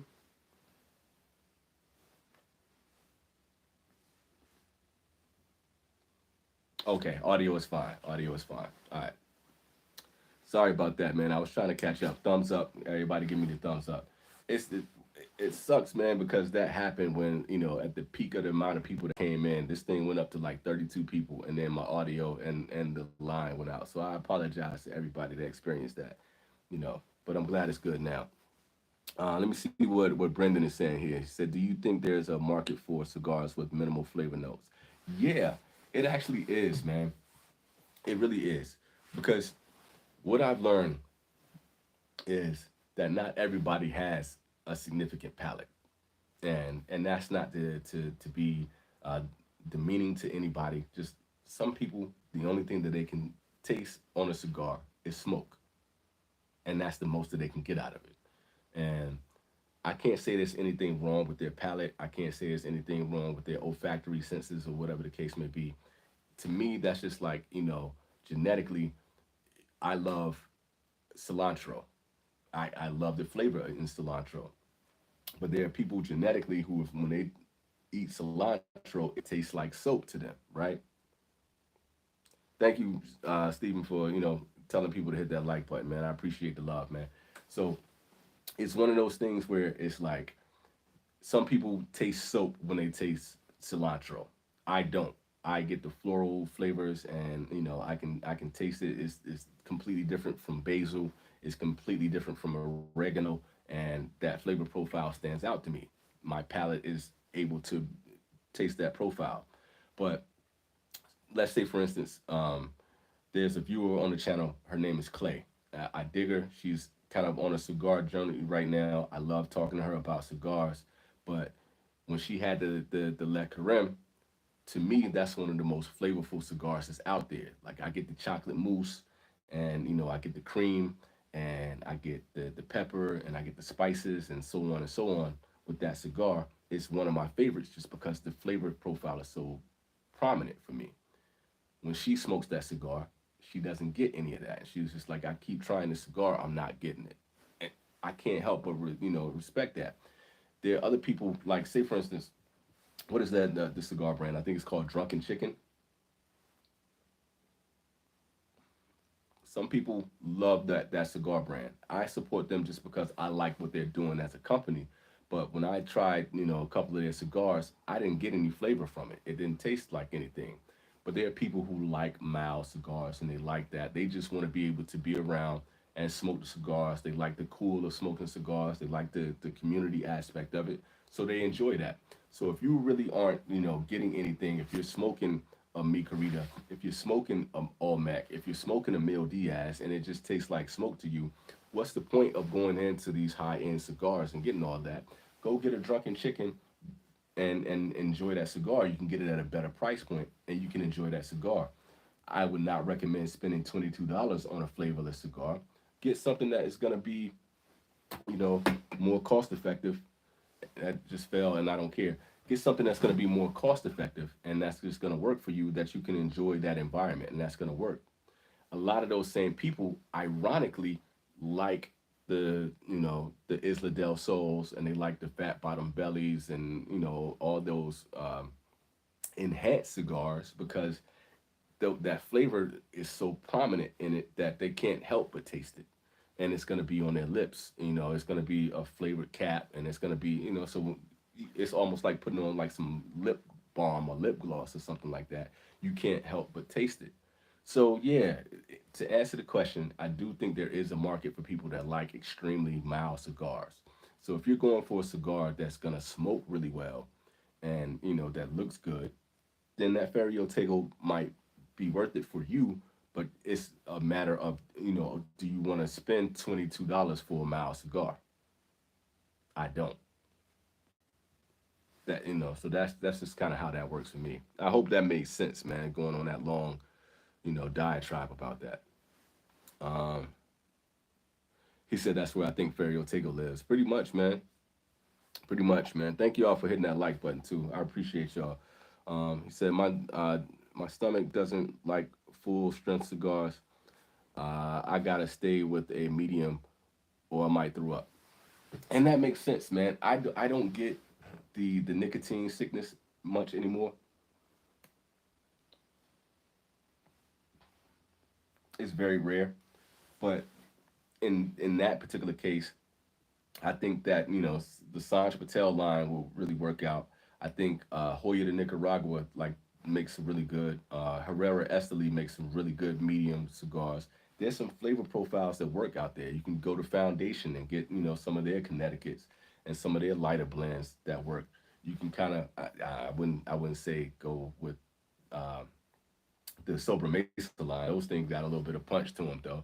But and that's the beauty about cigars in general, because you have so many different cigars, and you have so many different leaves out there, and you can always find a pocket that works for you. And that's kind of the beautiful thing about it all. I hope this rain doesn't come down on me, man. I might have to readjust. I'm worried about my light more than anything. Let's see. Pan said, I've been smoking for 2 years plus, and I get the very basic, but you can understand if it's a good cigar. Also, for when it's working and smoking, you don't need a lot of flavors to be cheap. Like, look, I like the fact that people show, and you got certain blenders that show that you can have a Juarez, right? Or you can have a Charter Oak series. Um, you can have a Perdomo, and it's gonna give you the flavors that you're looking for, and but you're not gonna have to break the bank. And you can usually in most of those you can go from, like, let's say Perdomo for instance, you can get the Connecticut, and you can get the Champagne. Excuse me. You can go up a notch and you can get the sun grown, and you can go up another notch and you get the Maduro, and you're still not gonna break the bank. You can go to AJ Fernandez, his New World. He has everything from Cameroon to Maduro and so on and so forth. With that line, he has a nice Connecticut.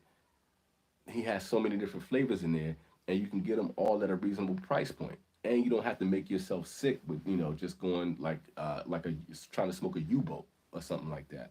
That's a beautiful thing.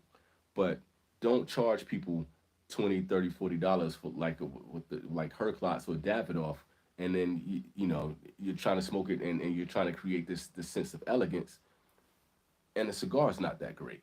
What's the point in that, man? You really just kind of ripping off you're really ripping off your consumer base, and it's crazy, and it's almost like a hype game. Like you're trying to entice people with elegance, but then you don't provide them with the elegance. Let's see. Peter said, Karim, Patisserie, Vereda, all 10 out of 10s. They're fantastic cigars, dude. I totally agree with you on all of those. I actually got to get some more. Matter of fact, when I go back in, I got to put the La Vereda on my shopping list, man, because I need to get that cigar again. I really enjoyed it. I know it seems to be like certain people are either in love with that cigar or they're just like, meh. But to me, I'm one of the people that I loved it when I smoked it. I really enjoyed that cigar, dude. What's with the accent said? Cost effective, available, decent range, and depth of flavors. Ah, yes, Camacho. Look, I'll say this about Camacho. I love the fact that you got that running joke going, and that's good. Camacho is a good jumping off point, man. If you just kind of understand, okay, this is Criollo, this is Corojo, this is a Maduro, and they kind of go down the line and do all that kind of stuff. I think it would be a lot better to go with a different brand to do that. But I would probably say AJ Fernandez is probably the best route to go with that with the New World line. But and pretty much now you can kind of go to Sanj Patel to do the same thing and actually get better flavors. But at least they're trying to school people in a way. It's a stepping stone. All right, so he said, all right, lighting up a Fat Boy 2023 LE from Correnti Cigars. I'm not even really familiar with that, man. I gotta check that out. It's a cigar factory in Canada. And I like learning about new cigars, man. If you get time, shoot me a DM so I can kind of see more about that brand and that cigar. I'd like to try it out. You said you're gonna make me re-smoke that bland ass cigar. I got them when they first came out, and it's been aging for a while now. If you were talking about that Ferio Tego, man, don't even waste your time, bro, because it don't taste any different than it did when it first came out. He said, Brendan said, I do think that some people associate cachet with high price point, and even if the quality isn't there. And that's the thing. Look, you got to understand that they're always, and I didn't mean to sound like I'm just trying to be like hoity-toity when I said that. That's not how that's supposed to come out. But I'm saying this in the sense that there are definitely people who are clout chasers, right? And there are people who like to just fit in, get in where they fit in. They like to be a part of the in crowd. And when most people think cigars right now, they're gonna, especially if they're new to the game, they're gonna think Cohiba, they're gonna think Fuente, Davidoff, and there was another one that was like in my brain and it just kind of faded away. But that's gonna be, more or less of the line that they're gonna be in, right? So when they go to the lounge, they want to be able to say, okay, like I'm smoking with the big dogs, I'm smoking with the big boys, I'm smoking these expensive cigars, and they want to be able to go on Instagram and they want to be able to show off their cigars, to show Padron, definitely Padron. I sh- it's amazing that I didn't go right to Padron, right? But it's one of those things where a lot of people, it's a lot easier to be seen with the cool cigar than it is to really take the time to appreciate what you really like as a cigar smoker. But some people are just casual smokers. They're not in it for the flavor profiles. They're not in it for the self indulgence. They're in it just to be able to be around people and smoke what is considered cool and what's considered the high end. It's the same way you got people that just they want to have a Rolex. They don't care about telling the time. They want a Rolex because people know Rolex is nice. And then they learn about, they heard Jay-Z talking about Audemars, so now they want to go out and buy an Audemars. Or somebody said, Migos said Frank Mueller, so now I got to go out and get a Mueller. And that's the kind of mentality that they have, and they're not looking at it like they go into a place to get a watch. They need a new timepiece.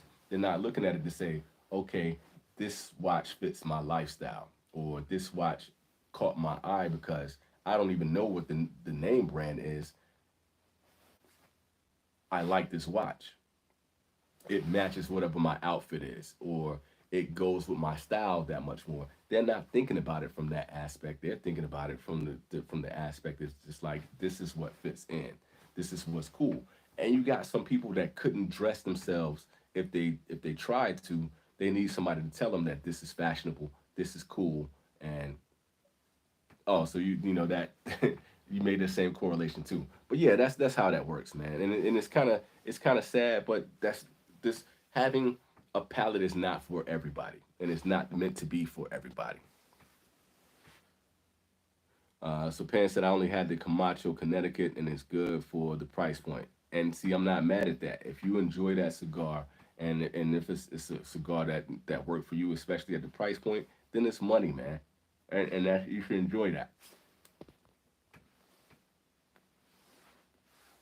Uh, what's what the accent said? If you want high end, top level Honduran tobacco, Aladino is your best bet. Comparing the Aladino to Alec Bradley is light years apart. Like I like the whole CLE, Eroa, and and the Aladino lines.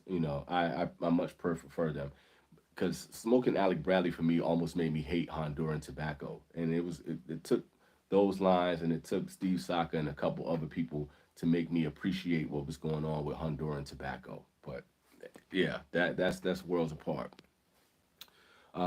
Steven said just ordered the famous 80th from Saka. Can't wait to get those in. Hey man, let me know what you think about those because honestly, it's so funny that you brought that up, Steven, because I just sent a message to the New Wave cats. It's like, yo, do I should I pull the trigger on this 80th cigar? And I was kind of upset because they didn't have them in individual packaging. You know what I'm saying? Like you could only get a box and you could only get the 5 pack. And I was like, do I want to spend $60 right now on 5 cigars? And I'm just like, I don't think I want to do it. I don't think that's just in the space that I'm in right now. And I was really going back and forth. Like I was on that site for a minute. And I can't deliberate too long because they're gonna be gone. But I do want to try that. This is the third year that they've released this 80th anniversary, and I'm probably gonna miss it again. But it is what it is, bro. So I'm gonna have to live vicariously through you right now, Steven. Just let me know what you think about that when you get them joints, man. And if Peter's still in here, he probably already got it. His plug is crazy. Let's see. The principal accomplished lines are some really great starters, and the experience that experienced smokers can appreciate as well.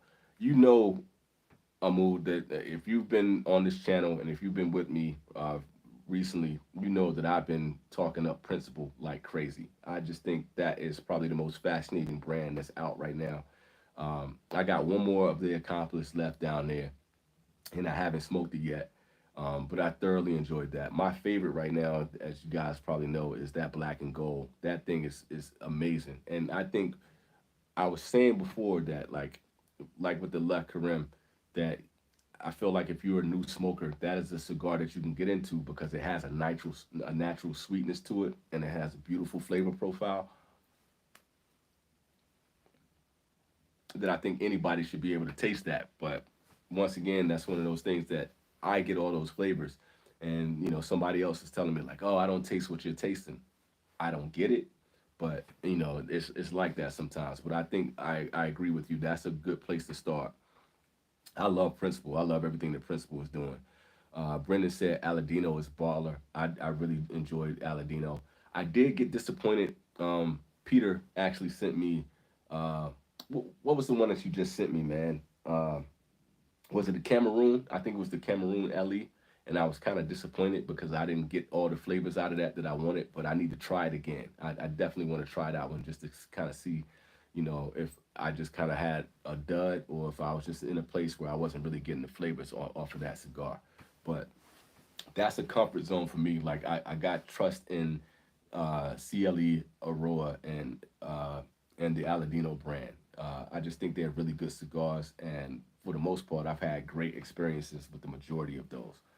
Uh, PT said he is off. Thank you, so much for holding down the chat, homeboy. You are always welcome at anything that has to do with the vintage cigar, my man. You have a great day.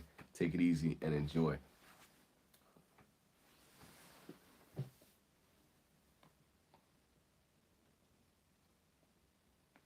Y'all bear with me for a second, man. I'm really just trying to enjoy a cigar that I really enjoy for a moment, man. I'm just trying to take some time to really get a feel.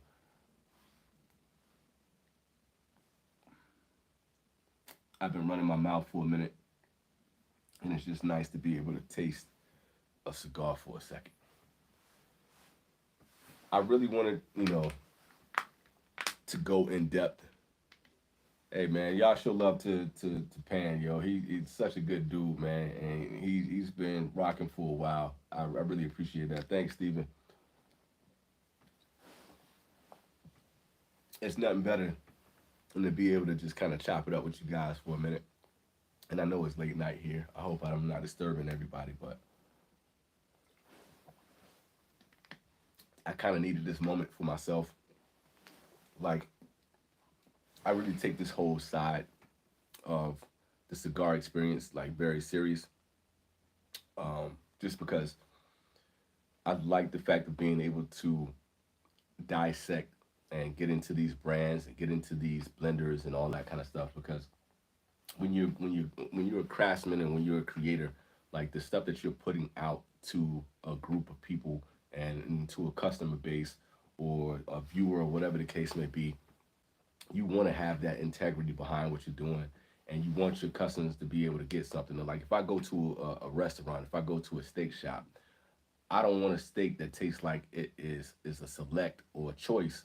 I'm trying to go for the for the premium. I want you to be able to put the rosemary into that, and I want to be able to taste the fat. And I want to be able to taste what that cow was tasting.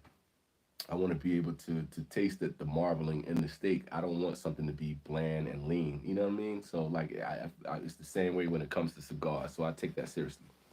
So if you know, you know. Said I'm not a Laker fan, but I'm a LeBron fan. What did the time tweet mean?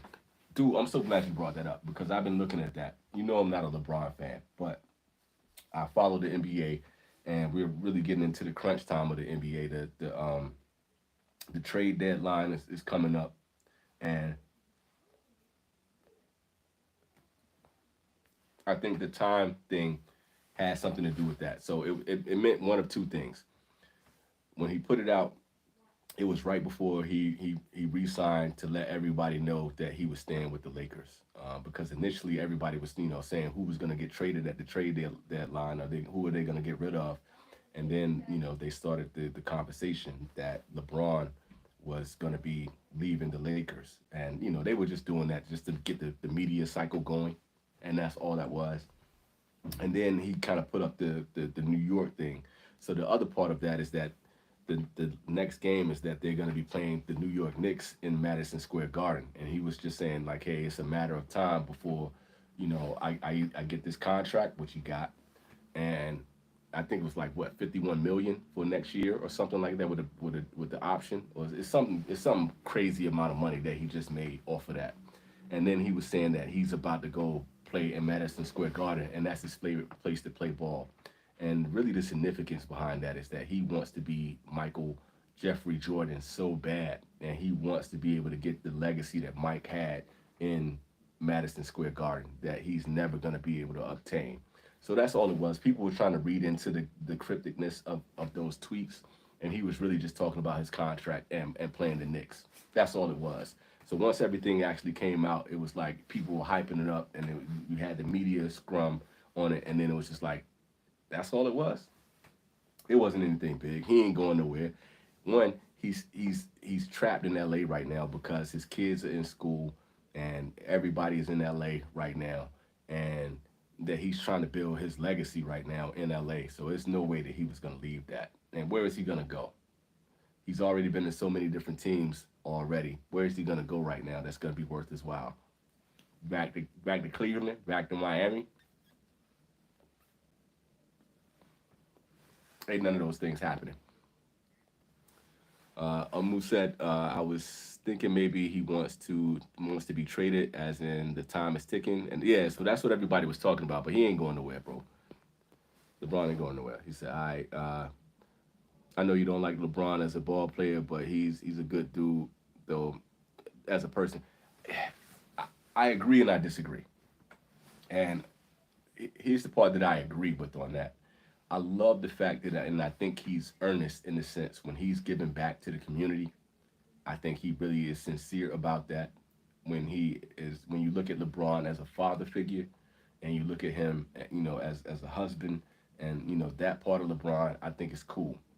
But I know you've seen the whole thing about when LeBron is always lying, like, oh man, I already knew he was gonna be this, that, and the third, and he was like, oh, I was here when this happened, and all that kind of stuff, and people catch LeBron in his lies, and also when he's flopping on the court all the time, and the fact that he is on steroids and he's on growth hormone and he's not being forthright and honest about that. It's like, oh, I spend millions of dollars on my body and all this kind of stuff. Dude, the reason why you are as athletic and as strong as you are right now at 38 years old is because you're juicing. It ain't no other way around that. That's why your hairline is fading back to the way it is. So LeBron has some great qualities. I respect what he did with the schools. I respect that he's always putting his homies on and giving them work. But he's always manipulating the basketball. He's always subtweeting his players and putting players in position, getting people fired, getting people like it's a duality with LeBron. So I don't despise him, but I'm not the hugest LeBron fan on and off the court. But there are some things about his game as far as like being able to pass. He's one of the best passers I ever seen, other uh, than White Chocolate and Magic Johnson. Like, dude is a phenomenal. He has phenomenal court vision. He's a talented player, but he has to enhance his game and he has to manipulate the game in order to be great. He's not James Harden bad as in manipulating the game, but he does manipulate the game. So that's my take on him. He said, if you know, you know, said I saw a clip saying his oldest son is projected to be undrafted, and the youngest is the best player. Bryce is gonna be a beast. Bryce is gonna be bad. That's gonna be a dangerous kid, man. And he's more like LeBron than Bronny is. And Bronny is not doing well in college right now. I mean, he has a couple highlights, but as far as like really putting up numbers like his dad would have, and having the basketball IQ that LeBron has, he doesn't have that. And I don't see anybody that is looking at him as a basketball player. Keith, what up? Anybody that looks at him scouting wise and that's not looking at the name on the jersey and looking at what he looks like is gonna see that he's not ready for the NBA right now. And LeBron was trying his hardest to ooh, the chocolate in this is so good. God dang. But LeBron trying to hype him up and to get him ready to play because LeBron is I don't think LeBron is going to retire anytime soon, but I think he wants to get start winding his career down, and it's just he can't do it because he's so dead set on being able to play with Bronny. So I think he and Rich Paul are going to try to pull some strings to get LeBron in the league just because he has that kind of nepotism and that kind of clout. But we'll see. I'm waiting on Bryce though because I think Bryce is going to be the real deal. Bryce is going to be a problem. I said, sorry, this thing is in the way, so I can hardly read it. Brendan said like his charity work and how he lifts people around him. Yeah, and that's what I wanted to co-sign on because I mean, if you think about his team, you know, his wife has been there long term, and you know, Rich Paul and you know all the guys that he played basketball with are part of his team. When he's doing like his podcast, the shop and all that kind of stuff, he puts people on and he helps people get work. And I think when you have that kind of clout and you have that kind of power, you know, to be selfish with that kind of power is a disgusting thing, and he doesn't do that. And you know, I would never like try to deny the fact that you know LeBron doesn't have some good qualities as far as and because check it. This is the other thing about it. Like I love Mike as a basketball player. Mike is my all-time favorite basketball player, and I like the fact that I've lived long enough and watched basketball long enough that I got to see Mike, Kobe, Allen Iverson, Bubba Chuck, uh, and LeBron, Steph Curry, KD. I've got to really sit back and watch these guys play basketball, and I really got to watch their careers and watch how they handle themselves on and off the court. And Mike on the court, ain't nobody touching Mike to me. And it's just like just as far as this pure skill set and just being able to be a team leader and be able to affect the game and being able to see the game and how the game flows, ain't nobody touching Michael Air Jordan. Period. But off the court, the dude is a billionaire, but he really don't reach down to help other people out. And I don't I can't really call it selfish, but it's kind of selfish, you know. And this is not to say that Mike hasn't done a lot of things for charity and a lot of things for other people. Most of the stuff that he did was under the radar. But Mike is the same cat that will be at at an event with a whole bunch of kids, and the kids is like, hey man, can we get shoes? And he'll be like, yo, if I hit this shot, you guys don't get any shoes. And Mike know he ain't missing, and he will hit that shot dead in their face. And everybody know that mean F them kids. Mike is really like that. Mike will, Chameleon has that story about being in the club, and he go up to meet Mike, and he was like, can I take a picture with you? And Mike was like, man, I ain't taking a picture with no, like, Mike is on some other type stuff. Kobe was the same way. Kobe tried to emulate Mike and try to do that, and at least Kobe went out to help other people play ball. But at the same time, you can know that story about Kobe going in because the dudes weren't playing well, and him saying that he's gonna take everybody's Kobe's away because the whole team is soft. That's why I couldn't stand Kobe as a basketball player. I didn't like Kobe until Kobe retired and he became more settled and more confident in himself after he had a significant legacy.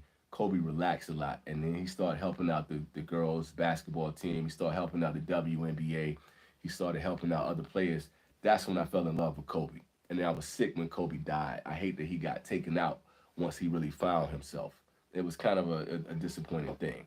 But that's kind of how I look at those players just from the outside looking in. LeBron is about to pass 40K points. That's insane and should be the record for a long time. I don't see anybody catching that record for a while. I mean, it's a lot of people putting up numbers right now. Because the only person that I think, if he can play long enough, which I doubt he can, that can catch that record would be Luka Doncic. But Luka has been around. Luka's what, like 23, 24, if that. And he just put up 73 points the other night, and then he came right back and put up like 45 points. Luka can score. Luka can score with that. Like, the game is easy to him. As far as just putting the ball in the basket, it's easy to him. The way he reads double teams, the way he reads, different coverages and things like that, he's he's an unstoppable scorer. But Luka doesn't take care of his body the way that LeBron did. Ironically saying that, but I can't see Luka playing for 20 plus years, and that's the only way that I can see anybody doing that. I don't want to like hate on LeBron like the dude can't put the ball in the basket because it's hard to stop him. He's a freight train. He can't score like KD. He can't shoot like Steph, but he has a way that he's able to manipulate the game and understand the game well enough to be able to get points. So it's going to be hard for anybody to surpass that. But the other side of the coin is that nobody thought that anybody was going to be able to surpass what Kareem did. Now imagine if Kareem didn't spend 4 years in uh, in college playing basketball. You know what I mean? He would have smoked LeBron as far as scoring points. He would have smoked him, and nobody would have been able to catch that record either. The other side is the same thing with Jordan. If Jordan didn't take those 2 years off, he would have smoked LeBron. So somebody's gonna catch him. I don't know. You might get somebody like a Devin Booker. You might get Luka Doncic. You might get somebody that can be able to catch up with him, but it's gonna be hard for people to catch the record. And people, you know, when you have the Jordan versus LeBron debate, everybody, this young cat that I used to talk to at my old job used to be like, but LeBron scored the most points in the league. Yeah, he's on steroids and he's been in the league for over 20 years. It's impressive. He's talented. But at the same time, that doesn't make you a better player for that reason. It's not like he got nearly as many scoring titles as Jordan. You know what I'm saying? He ain't even close to that. It's just the fact that he's had that longevity and he has continuous longevity on top of that.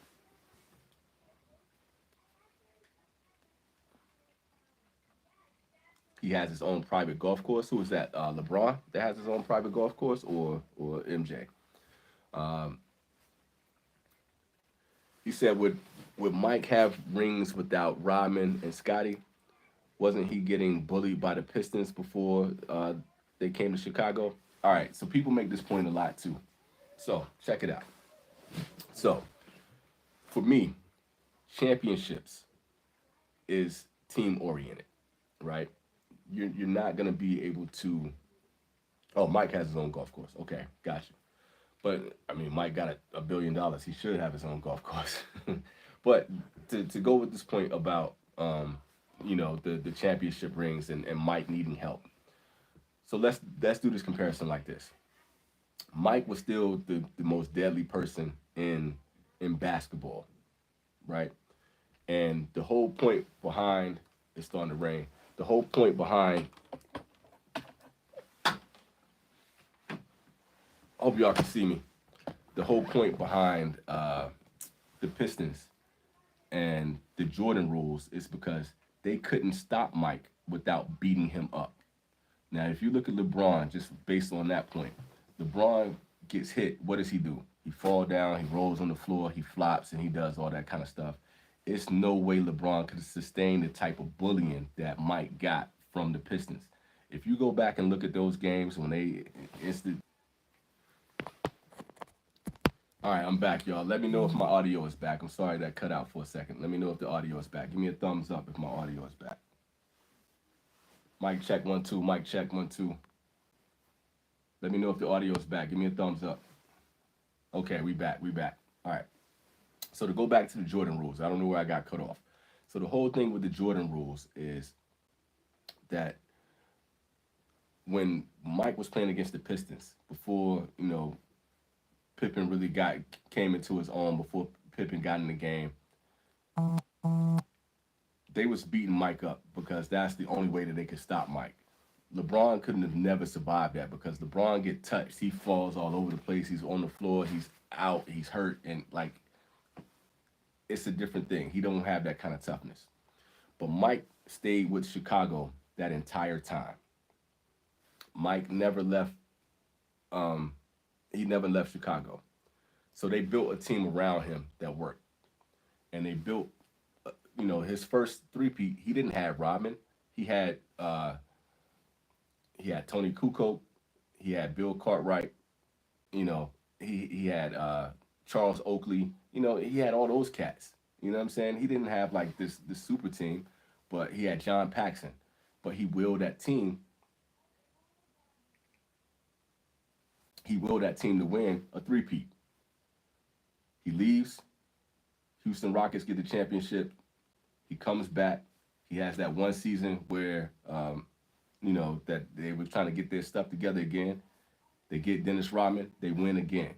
He wins with totally different teams. Now LeBron couldn't win in Cleveland at first. So in order for him to get a championship, he knew he had to team up with Wade, Bosh, and Ray Allen, and LeBron in order to get a championship. In order to get another championship, he had to go back to Cleveland with Kyrie becoming a superstar. He had to get Kevin Love in order to win a championship. And if you think about it, with all four of his championships, D Wade won the first one. The second one, Ray Allen saved them and for them to win. For the third one, Kyrie hit the big shot and the Warriors got hurt. And the fourth one, Anthony Davis had to bail him out and to win that. So LeBron has never been able to win without having real assistance, and he had to travel in order to win his championships. So you can't compare Mike's help to LeBron's help. It's just not a fair comparison at all. Brendan said, "Thanks y'all. My Warp Corto was great, but short. Yeah, that's a good cigar, man. But that thing burns fast, and it's a little tiny little cigar. Yeah, look, it's like you got to be honest about LeBron, man. When it comes to his toughness and it comes to the flopping and all that kind of stuff, it's super lame, dude. It's really lame. And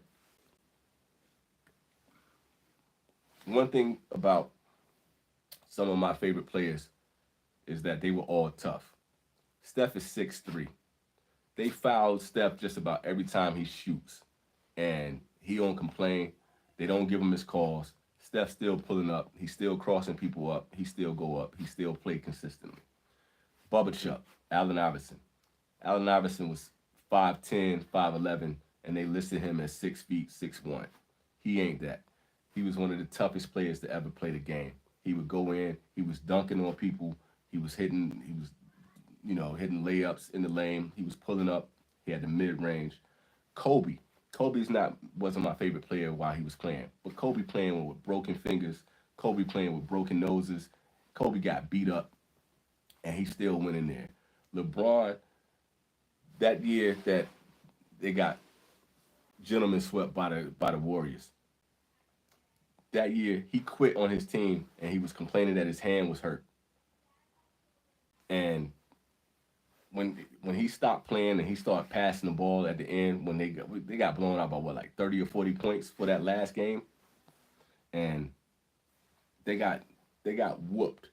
And that last quarter, he just stopped playing because he was claiming how hurt he was. He ain't Philly strong. He VA strong, homeboy.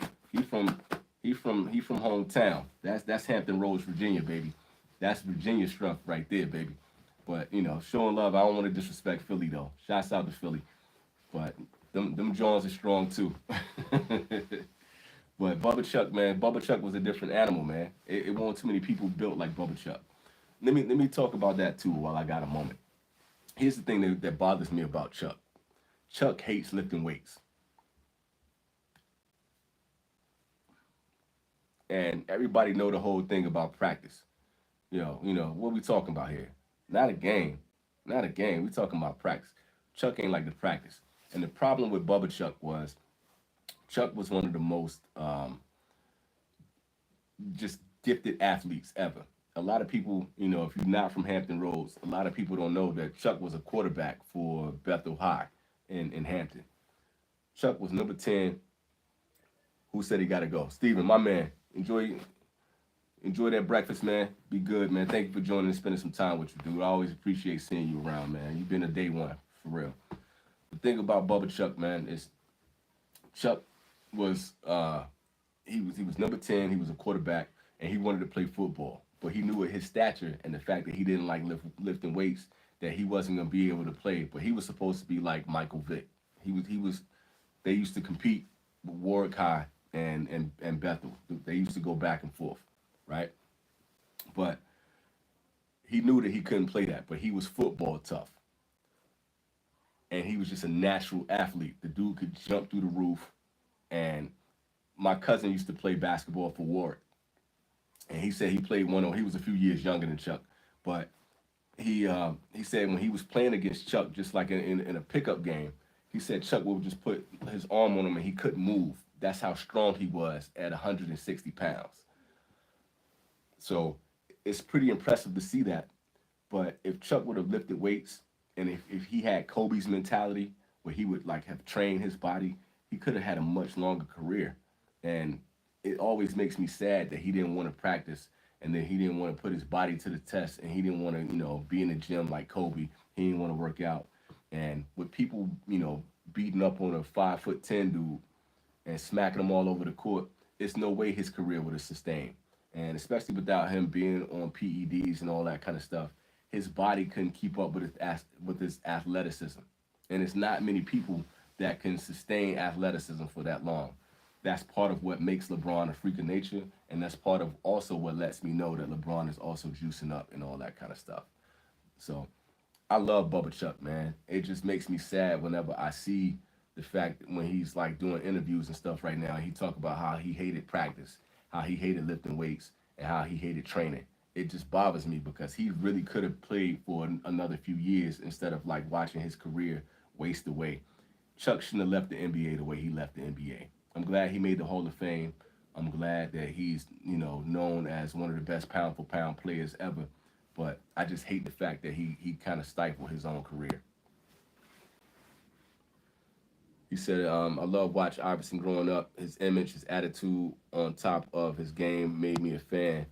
That that I'm me attitude was a gift and a curse. It really was, man. And that's the thing. Like he really couldn't get out of his own way because of that. But when I look at basketball players that actually changed the game of basketball, Michael Jordan changed the way people played basketball. Bubba Chuck changed the way people played basketball and the way people dressed in basketball. I mean, look at Carmelo Anthony. Carmelo Anthony was basically a carbon copy of Bubba Chuck.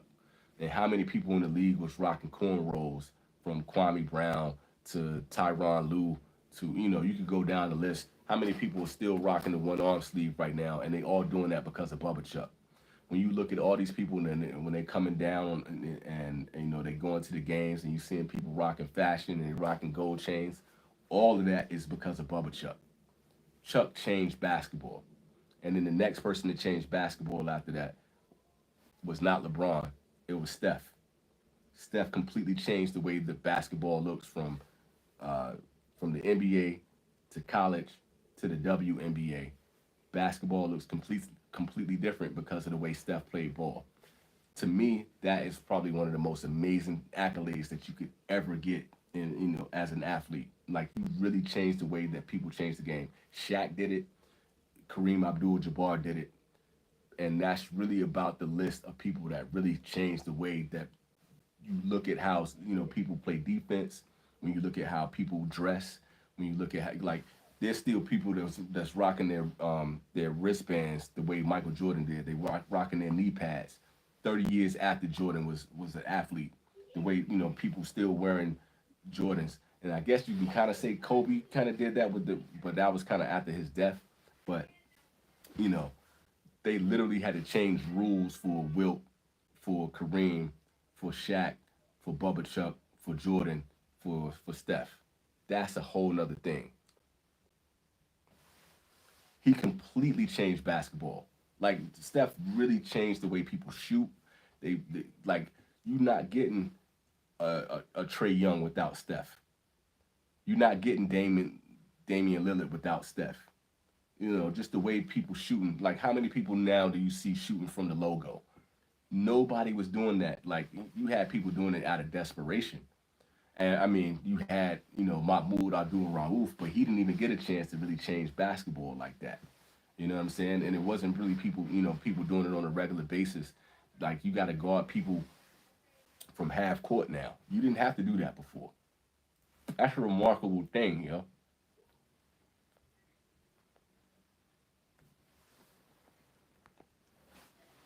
Let's see what my man said here. Eric said '90s basketball is only basketball I know. Why I like this chat, and I love '90s basketball, man, and I do. I love the Tracy McGrady's. I love the Jordans. Um, Penny, honestly, man, somebody who would have really changed basketball is Penny Hardaway if he didn't get hurt. It really makes me sad when I think about Penny Hardaway and I think about Grant Hill, and I would say D Rose too. I know he was later, and I was so happy tonight to see D Rose on the court for the Memphis Grizzlies tonight. I was watching the Warriors game, man, and I was happy to see D Rose out there.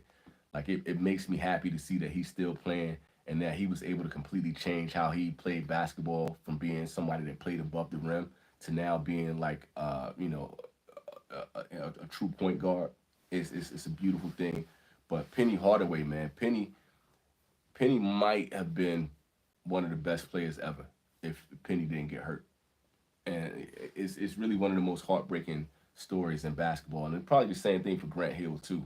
And I'm a Carolina dude, and and I love UNC. I hated Duke, but you can't take nothing away from Grant Hill, man. Grant Hill was a beast. Let's see, my man, Gentleman's General said LeBron is for sure not on that juice. The league knows it. You say it's for sure on that juice. Yeah, they know he's on that juice. They know he's on that juice. They know he is, and that's why he don't ever come up in those like random tests. But it's no way they're ever gonna take him, and put him on that list because he's the face of the league. It's him and Steph, and they can't do that right now. They're never gonna. That he's their cash cow. It's no way they ever gonna do that.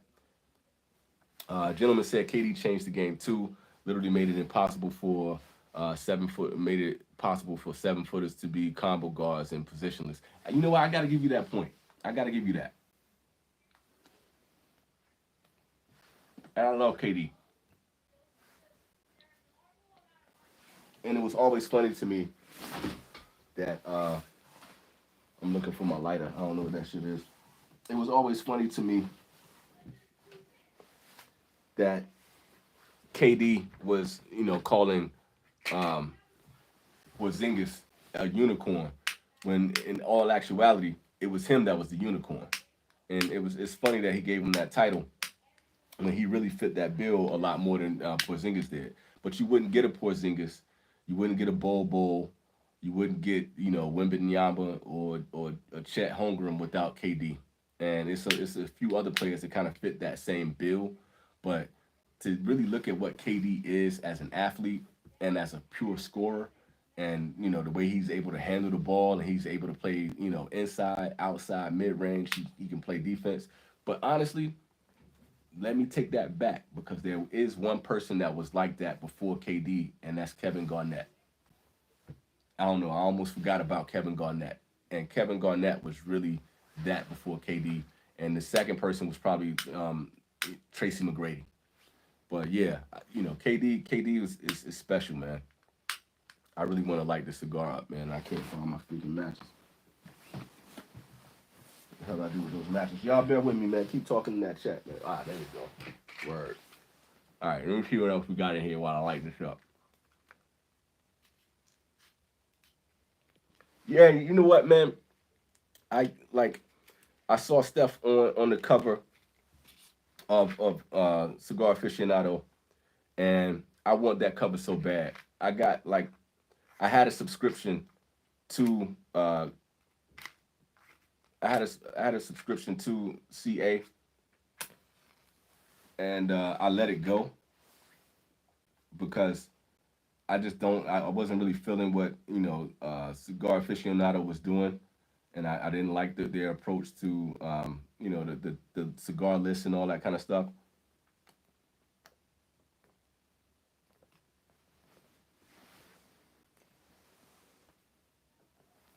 I didn't like the way they was handling the ads and the money and all that. But I got I got the one with Cam Newton on the cover, and I got a couple others. But I want that Steph one so bad, man, and I want to read that article. But I don't know if be able to get that magazine. Like you can't just get them off the shelves anymore. You know what I'm saying? And I don't want to like renew it just to get that magazine. But I do want that, man. That's one I want to have in my crib because I love Steph. Steph is my favorite player right now, and my second favorite player is Giannis, who I could also put in that unicorn list too. Um, Even though he can't shoot like those other cats, I love Giannis to death, man. I don't know. I really wish I could get that cover. It's kind of dope that you brought that up. No love for Jason Williams. Oh yeah, there's much love for Jason Williams, man. And when I was talking about like the best passes in the game, Jason Jason Williams, man. I don't know if you guys have been following lately. Like he's been kind of on an interview tour lately, and he's been doing some podcasts lately. If you want to see somebody that's entertaining and the way they talk about basketball and their approach to basketball is Jason Williams. I absolutely love Jason Williams, man. White Chocolate is my dude, and he's when it comes to players that I think are like the most exciting players to watch. I on Facebook a while back I did a list of like the most exciting players in basketball, and just off the top of my head, when I did that list that ever played, I was doing like an all time. Of course, it was Jordan. Um, of course, Steph was up there. Jason Williams was up there. Magic Johnson, Russell Westbrook, Tracy McGrady, and it was some other people. But as far as like when I was talking about passing, and I was talking about how good LeBron is at passing and Magic Johnson, you gotta put Jason Williams up there. Now, when it comes to just like getting assists, it's not gonna be anybody better than John Stockton and and Jason Kidd. But when you talk about somebody that can has court vision and it can do some phenomenal passes, when you don't understand like how he got that pass off, you gotta be able to talk about Magic Johnson and Jason Williams and LeBron. Like the stuff that they see on the court is just like, how did you even see that this dude was open? Like that is like that's when it's just like, first of all, you running full speed down court, and you able to manipulate the ball in the air and still only take 2 steps and not travel, and then get the ball to somebody like Magic Johnson and Jason Williams are phenomenal at that. Like they are crazy when it comes to that. Gee, what up, homie? So that elbow pass, yeah, when he did that, to do that in game is nuts. And not even just with the passing. When he put that crossover on who was it on? It was on the glove. When he put the crossover on Gary Payton and he did that hezzy, and he just left Gary Payton like, yo, what the fuck just happened? That to have that kind of dexterity and control when you're playing ball and you going full speed is nuts. And you got to be able to press up on him and play defense. And at the same time, he gonna if you do that, he's gonna be able to see Chris Webber cut into the lane. He's gonna be able to see Vlade Divac, and he's gonna be able to get that pass off to him. I love watching him play. So no, there's no way I'm losing or forgetting Jason Williams at all, man. That dude really blew my mind. Let's see right here. Keith said, my morning sobremesa brulee and coffee is treating me right. That's a good combo right there, dude. I kind of wish I had that kind of pairing. I'm just drinking my water. I need to get a sip of that while I'm at it right now anyway. Let me see who else is in here. Eric said, I really enjoying my cigar. It's -5 out, but sunny. Hey, man, as long as you staying warm and smoking a good cigar. He said, coffee is hot an EKB stream. Kids off to ski lessons. Well, the kids out there skiing. That's what's up, E. That's what's up. Nice morning and nursing a small hangover. You know, get that coffee in your system and that cigar, man. That might make it feel a little bit better. Let's see. Gentleman's Journal said um, Jay Williams talking basketball is insightful for sure. Another former hooper I love to listen to right now is Iman Shumpert. Iman is entertaining, man. And what's real cool right now is just this whole this whole like players kind of taking the podcast now is on the top. He's super entertaining. Um, Jay Will is super entertaining right now talking basketball. Man, I enjoy he always had me like cracking up and also intrigued at the same time. I love what damn, what's my boy name right now? I don't know why I can't think of his name right now. The curly haired dude, man, that used to play with Kobe. Uh,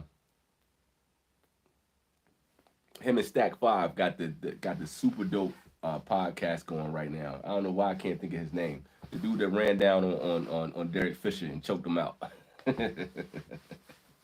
That's one of the best stories in basketball, bro. You gotta love that shit. They got a great podcast.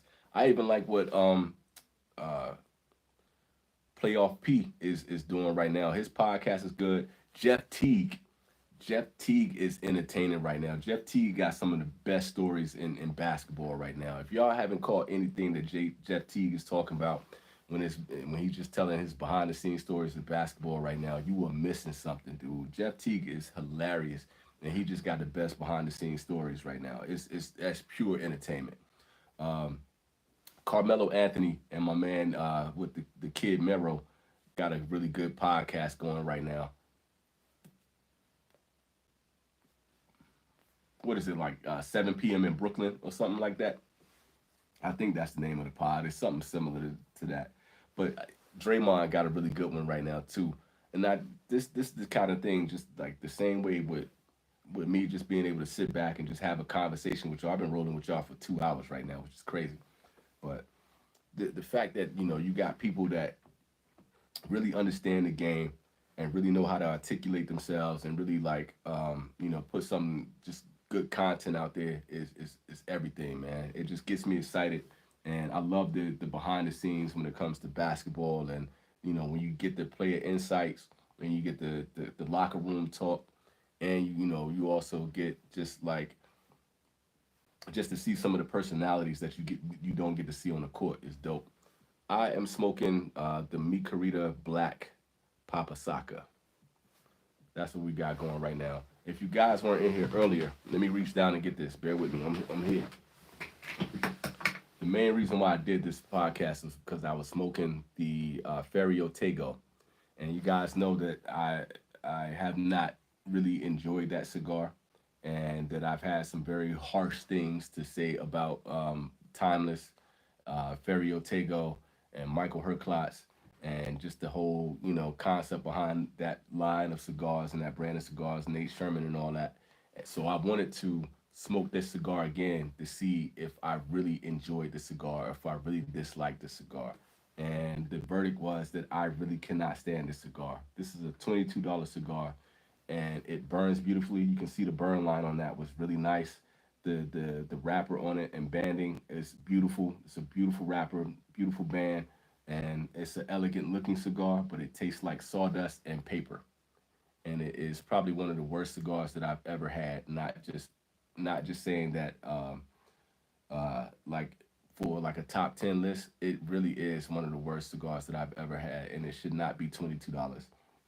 But I really wanted to get into the fact of like to see that I really, was I really being hard on that cigar, or if I really didn't like it. And I wanted to give like this, nothing interfering with the flavor profile, nothing getting in the way. I'm just gonna sit here, smoke the cigar, and talk to you guys. And it sucked. And the best thing to do is to be able to get a cigar like this and a cigar that I know that I enjoy and put them side by side. And as you see, once this cigar went out, I stopped smoking it. I didn't relight it, and I will not relight it again. It was as bad as I thought it was gonna be. But I really tried to honestly, I really tried to go in and completely unbiased and just to let my palate take over and see what that cigar was gonna be like, and it was not it. It's just not it, and I don't think it's worth anybody going in there to spend their money on that cigar. And if you listen to Michael Herklotz, he's gonna try to tell you that it's the best cigar on the market and that how much passion that he puts into that cigar and how great it's gonna be. But that's all bullshit. It's all bullshit. It's bullshit. It is a pig with lipstick on it. It is what it is. It is, you just took a bunch of shit and you sprinkled diamonds on it and tried to polish it. It's still a piece of shit. It is what it is. Yeah, man, this Papa Saka is really where it's at, man. Even though wonderful, even though when it comes to the Papa Saka or just the meat Carita Black in general, ironically enough, I prefer the double Corona size. I think the Saka Khan has a better profile to it. It tastes better to me, but I love the Vitola and I love the size of the Papa Saka a lot more. I can still enjoy the cigar. Yeah, I tried on that Ferio Tego, man. I really did. I really gave it a college try. It wasn't it, man. Good riddance. But I don't know. I like the Papa Saka. Like I like the fact that he he was thoughtful enough to try to make this cigar in a better vitola and in a better size and to be more digestible because you can see like I've had this cigar going for at least an hour and it's at the Papa Saka size and it's still smoking beautifully. Um, so imagine how long it takes to smoke that double Corona, and that's not a bad thing. Like I like the cigars that you can sit back for a while. Like you can have an Andalusian Bull, you can have a 1502 Sapphire. Um, it's certain cigars that just burn forever, and they still smoke great. They still have a great burn line on them. Look at that. Get that in the light. That's how your cigar is supposed to smoke. And I can't say anything bad about this because as far as like how it smoked, it had a great smoke profile to it. It had a great burn, but it just tastes like nothing. And what's the point of having that kind of cigar that tastes like nothing? Some people would dig that. We had that whole conversation earlier. Some people enjoy like a super mild, flavorless cigar. I'm not that person. Joe Child said, "What up from Michigan? What up, homie? I hope you staying warm up there, man. I know it's cold as shit in Michigan right now, but y'all got some good basketball going in Michigan at the moment. It was kind of dope to see the Fab Five get back together too. That was love, man. Even though like Chris Webber gets on my damn nerves, but hey, I still love to see the Fab Five. I've never seen a team that we were talking about basketball players that changed basketball like individual players, but if you want to talk about a group that changed basketball was that Fab Five in the Michigan Wolverines. They really changed basketball. What's Keith saying right now? He said the more I smoke cigars, the more I'm becoming appreciative of different vitolas and different moments. Yeah, me too. That's really an important thing.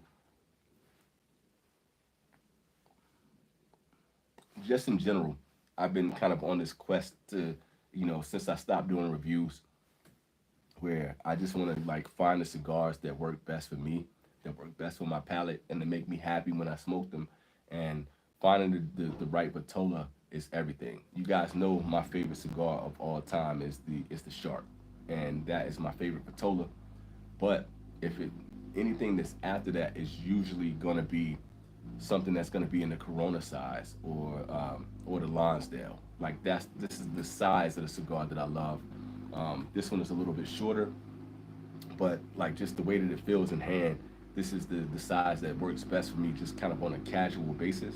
But every now and then I'm in the mood and I want a longer cigar. I get happy that I can go in there and I can get a Sin Compromiso, or I can get um, I can get a Saka Khan, not a Papa Saka, but a Saka Khan, and I can get a larger patola that I want to smoke. And sometimes every now and then, what I'm trying to get into the humidor now is more of the shorter smokes. So like if it's real cold outside, I want a smaller cigar, not necessarily a nub, but I want to get something that's gonna be like the limited edition La Carême. That is a fantastic size of a cigar, and so all of that stuff matters, man. And I feel like it's when you going to get a drink, or if you going out, sometimes you're in the mood for a burger, sometimes you might be in the mood for a salad, sometimes you're in the mood for sushi, sometimes you're in the mood for a steak dinner, and I feel like you should look at your cigars the same way, and you should like really you want to build up your humidor and your tupperdoors in a way that you know exactly where to go. Do I want a Maduro today? Am I in the mood for something lighter? The other day,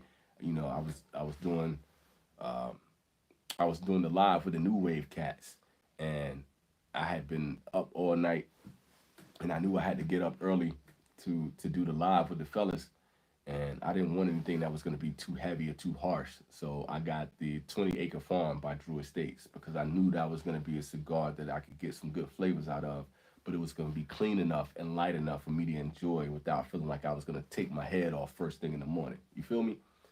So that kind of makes a difference. Like you got to be able to build your humidor. So it's like, okay, I know if I go on the top shelf right now, I know I can get this kind of cigar that's going to work for me.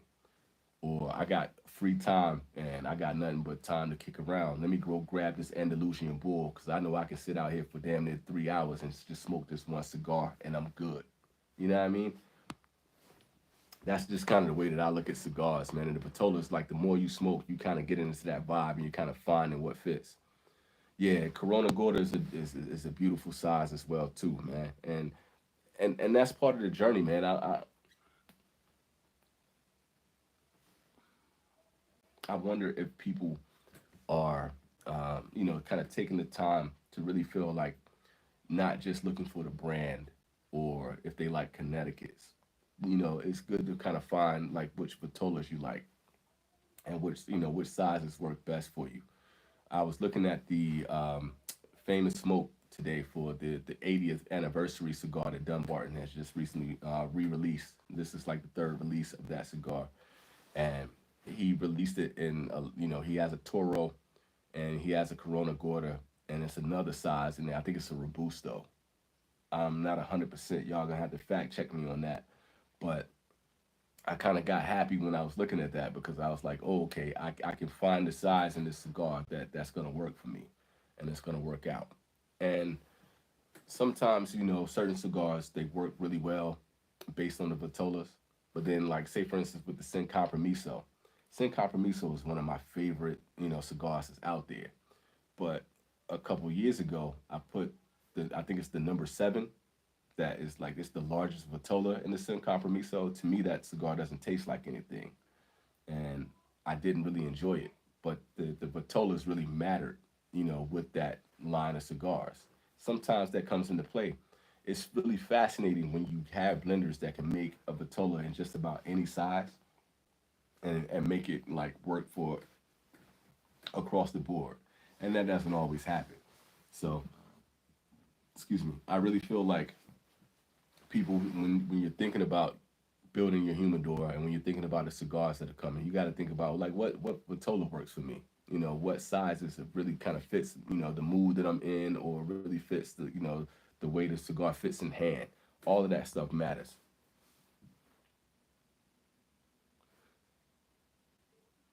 Yeah, man, Joe, that's the thing, man. Go like when you know you love a cigar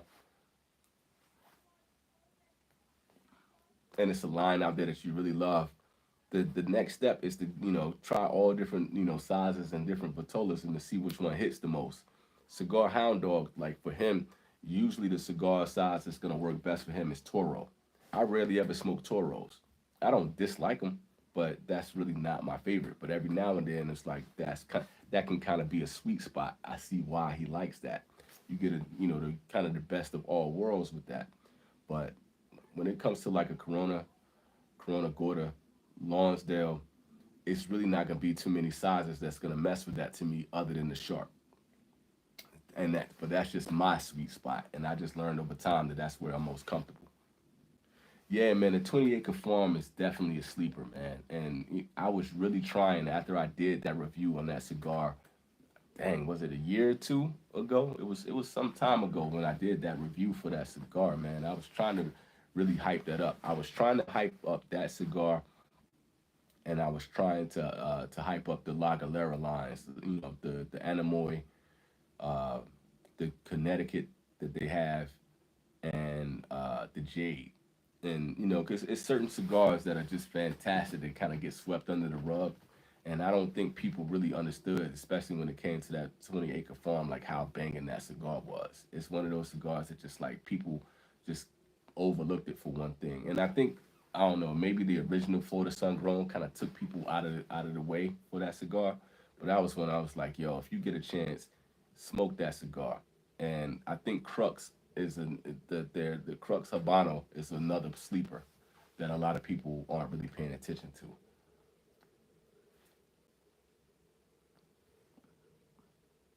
If you ever get a chance, you try the Crooks line, man. They actually got some really good cigars that people are sleeping on right now, and that's the same reason why I'm trying to hype up Principle too, because I think people are sleeping on Principle. That's just one of those lines that is just like, that's delicious right now, and they got so many really good smokes that's just kind of flying under the radar. Man, it's kind of a difficult spot for me, man, because there's a part of me that wants to keep reviewing cigars just to be able to kind of fill that niche. And I kind of feel like the buyer's guides in the top 10 list, um, and even just some of my basic reviews, like I was really trying to highlight some of the cigars that just kind of like, you know, that kind of went under the radar. Even when I was doing, uh, that whole thing, when I was talking about Padron, and I was like the way I ended that whole soliloquy was trying to get people to pay attention to some of the cigars out there, like that 1502 line, the sapphire or whatever that, they're doing with the different emeralds and all that kind of stuff. It was just it's a beautiful line of cigars that people aren't really smoking like that. And I feel like LFD is another line that's like people are forgetting like how banging LFD is. And it's certain cigars out there. I honestly feel like I should talk up, Eroa a lot more, and CLE. They got some great stuff. Like, I haven't had the Prieto in quite some time now, but that is, if you want to talk about a chocolate bar, that thing is amazing. It's a really good cigar, and it's just like people get caught up. It's so easy to get caught up in Foundation. It's so easy to get caught up in Crown Heads and Fuente, and you got all these cigars that people are just like, they're talking about, on a regular basis. She, were you about to start something there, or did I miss a cigar? I don't know. I don't know that off the top. Maybe it's something I'm just drawing a blank on. But saying that to say, it's like it's a lot of cigars out there that people kind of miss out on. We were talking about Aladino earlier. Aladino got some bangers, and I want people. Somebody was asking me what my favorite Sanj cigar was, and that Cameroon, man. I think the more people that smoke that Cameroon, they're gonna fall in love with it. You know what I mean? Like it's just certain cigars. Like La Galera needs to get a lot more shine. That is banging, and I'm guilty of it too. When you got humidor after humidor, and you filling your humidor up all the time, and you got so much stuff going, you kind of lose track of some of the cigars that's out there, and it's hard to just like keep everything in mind. And I want most of the time to really be able to. Um, I really want to be able to put certain cigars on the map again, and to be able to highlight them, but I'm really having an existential crisis myself with promoting these cigars and not really being able to get anything back from it. DJ was giving me DJ was giving me Pick Jimmy was giving me a hard time today because I put out that final review today. Um, when I did that short, talking about the allegiance and trying to apologize to EP Carrillo because I shit on that cigar so much. And it's actually not a bad cigar. The allegiance is decent. I gave it a C grade, but it was decent. My man Jerome is back in here. He's smoking that Monty number 2. You trying to stunt on me right now. I get it, man. I'm glad you enjoying a great cigar. But you stunting right now, and I ain't mad at that at all. Let me see what E is saying right now. He said, when I first started out, I would always buy big cigars because I'm cheap and I thought I was getting the best bang for the buck. I can see the logic in that. That makes sense. Then I kept running into not having a small enough smoke for the situation. Yeah, and that's a part of it. That's kind of a part of the game. It's kind of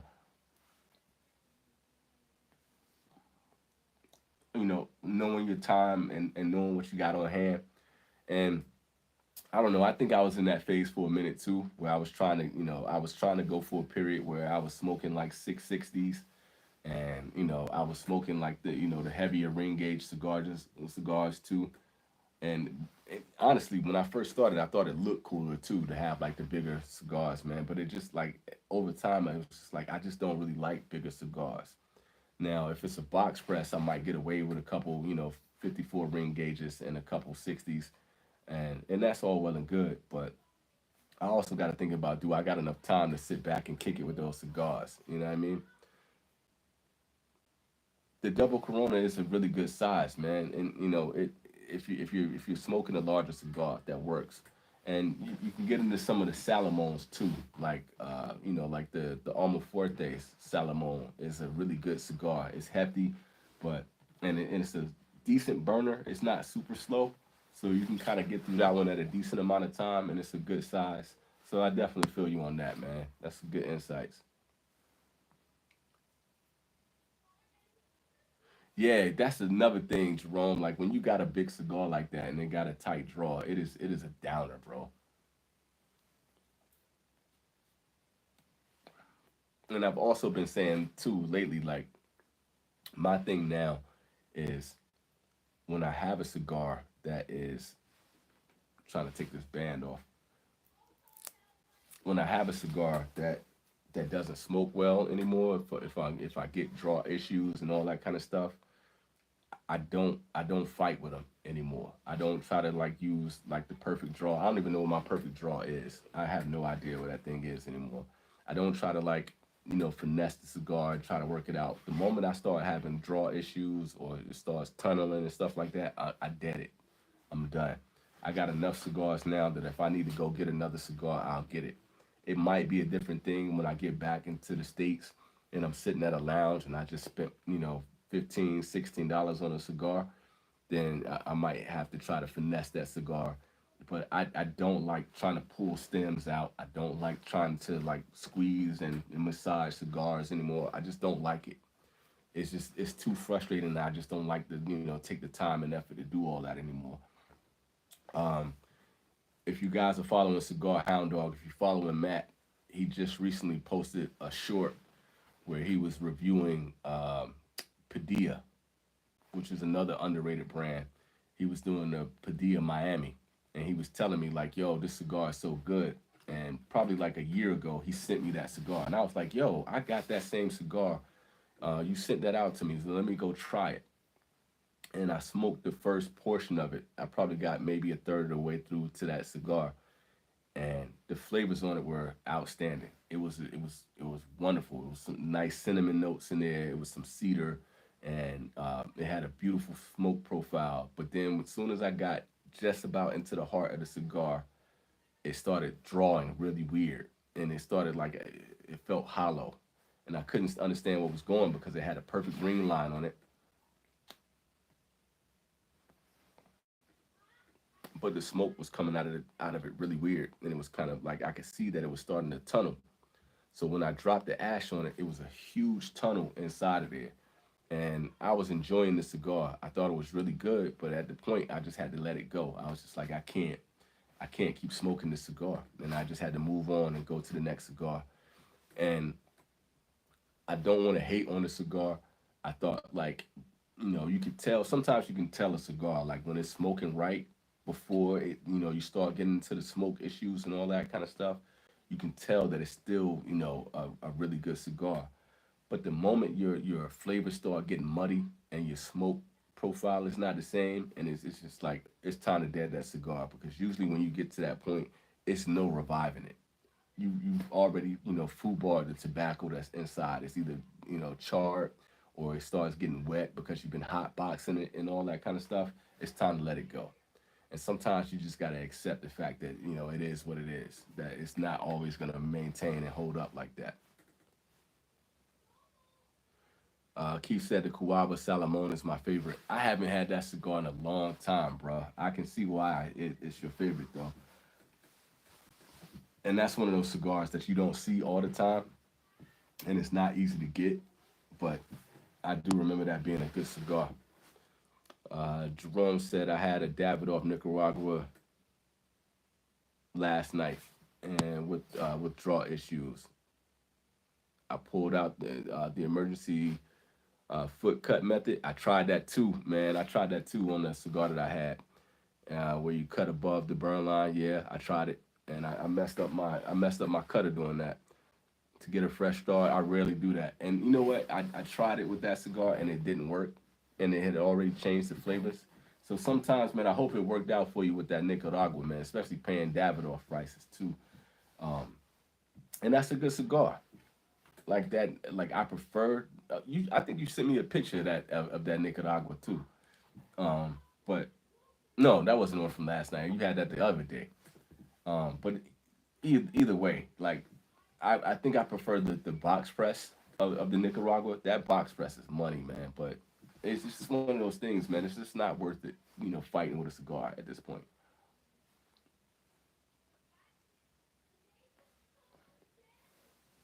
It might be different when you spend a Davidoff money though.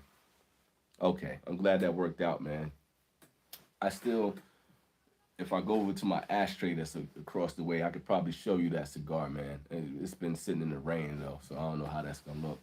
But it's just one of those things, man. I tried to do surgery for just that moment, and it just wasn't worth it.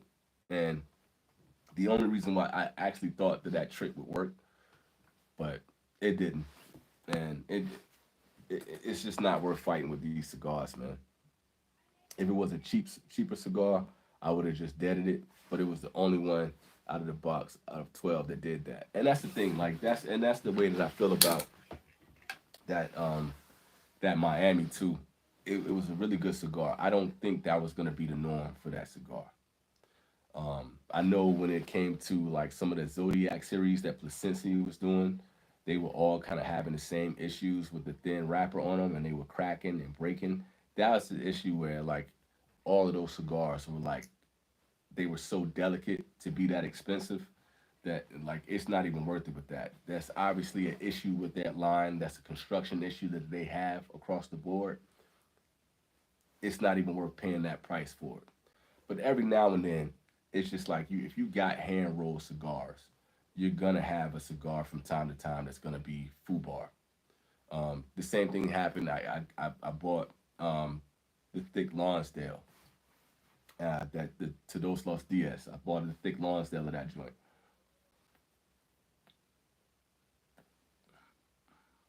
and I smoked it. And I was gonna do this is back when I was doing reviews. I was doing a review for it, and I never put the review out. I actually contacted Saka personally. I went to Saka. I was like, "Hey man, I got love for your cigars, but this is the issue that I have with that cigar." And I went down the line and explained it to him, and he sent me a box of them. It was a box of 10, and I never had another issue out of that cigar. I've smoked the majority of them. I've given away a few of them too, but I smoked the majority of them, and I never had another issue. So I don't penalize certain cigars when it comes to that unless it happens multiple times. You know what I'm saying? So I didn't want to like put like a dirty name on that Miami, but I was really struggling with that cigar in that moment. Let's see. My night commanders are en route, and I can't wait. Dude, that night commander is money. It's money. I don't know if I want to pay for that cigar on a regular basis, and I've been talking a lot on this on this live and the live that I did the other day for Instagram. I did a live over there too. And if you guys want to follow me on Instagram, go over to Instagram at the Vintage Cigar. Follow me over there. I don't post all the time, but I still do a lot of my reels and all that kind of stuff over there. And my DM is always open, man. To have conversations. That being said, I've been talking about, um, just kind of like people hiking up the prices and these companies hyping up the prices on cigars. And you got the Syngentors and you got the Night Commanders that they're putting out there for $40, and these 10th anniversary cigars that they're doing for $45 and stuff like that. And it's just crazy that that they're trying to make these hype beast prices for these cigars. That cigar, the Night Commander was outstanding. I didn't know how much I was gonna like it. It's a beautiful Salomon. It's a beautiful looking cigar. The box on it, the presentation on it is money, and that's almost to be expected from Nick Melillo. But when you think about it, like dropping that much on a cigar, man, I don't want these cats to get greedy. And I feel like DJ made a good point that like the more we buy into these cigars and pay into that, the more they're gonna keep trying to jack up these prices. And in the next 5 or 10 years, man, it's no telling what we can be paying for cigars, and it's just rolled up tobacco. You know, I was saying this earlier. This cigar right here, this piece of trash, is $22. It's no reason for this garbage to be $22. And they're trying to like sell us on the point like, yo, these cigars are the most elegant thing, and it's a limited edition or it's a small batch, or we using rare tobacco. Get out of here. Regardless, it's just leaves, and you got rows and rows and rows of tobacco, and you trying to get us to pay this much money for a cigar. I just think it's outrageous. All right, Eric saying he up out of here. Hey man, you ain't gotta thank me, man. Thank you for joining here, man. Thanks for hitting that like button and making this chat worthwhile, bro. I appreciate you, E. Every time you come in, it's all love, man. Let's see. Michael said just bought a box of Night Commanders, bought with 25% off. That's a good look. That's a good look. Came down to about $30 a stick. That's not a good look. But it is a good cigar. So, you and Jerome are gonna enjoy smoking those cigars, man. Yeah, no doubt. Smoke your best, man. That's the goal here. Which cigar is $22? That was trash. This is the Ferio Tego. Sorry for the lighting on that joint. That white is gonna reflect on it. It's called the Elegancia, and it's one more. I think it's called a Generaso or something like that from Ferio Tego. That that's another $22 cigar that I didn't enjoy, but I'm gonna try it. I'm gonna try it again, because I can't compare one cigar to the next. He might have another cigar that tastes better, but I have not had any luck with anything that Michael Herklotz has put out, um, or anything under the Nate Sherman or Ferio Tego line. I don't dig those cigars. They're just not good to me at all. It tasted like sawdust and paper, and that's really the flavor profiles that came off of that cigar. I do agree. I did not like spending that much. I usually don't splurge. Look, man, sometimes you got to treat yourself, and I try not to go too hard on the price thing. But I do love that you got people like Sanj Patel that's putting out industry killers, and he's going on his whole diatribe about how you know that he's only making like 45 cents on each of his cigars. But when you really think about it, it's like selling shoes. It only costs a few cents to make the pair of shoes. You know what I mean? A dollar max, and then they selling them for $200. That kind of markup is what's crazy about it. And I understand business. You got to be able to make a profit. But at the same time, you don't have to kill your consumer base either. You know what I mean? When you really think about it, it's just rolled up tobacco. And it's going to get to the point where there aren't going to be any more $6 cigars. There aren't going to be any more, $7, $8 cigars. They are going to be, 20, 30, 40, $50 soon. And that's going to be crazy. And it's just gonna, like it's gonna tank the market. But everybody now is trying to do collector's items, and they're trying to do hype beasts, and it's really, really, really affecting the whole industry, man. And I love the fact that Sanj is doing the industry killer for that reason. You know, that's why I got love for that man. Everybody like I'm in his pocket, but I'm not, and it's the total opposite.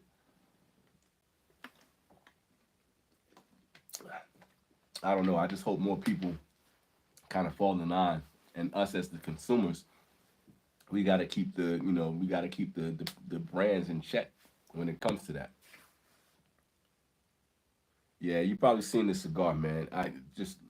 From my recommendation, I would say if you want to, test it out for yourself, go try it and see if you really like the cigar. You might have a different opinion from me. You might get some flavors that I didn't get, but I will highly say like, yo, don't waste your money on that cigar. If you're gonna spend $20 for a cigar, there's so many other cigars that are priced in the same price point that are gonna taste way better. And you damn near just spend a couple more dollars and you can get a eye of the shark. You can get an añejo. You know what I'm saying? And that'll be way better on your smoking experience than it would be for smoking this Ferio Tego. Off topic, um, but still about prices. McDonald's is getting crazy.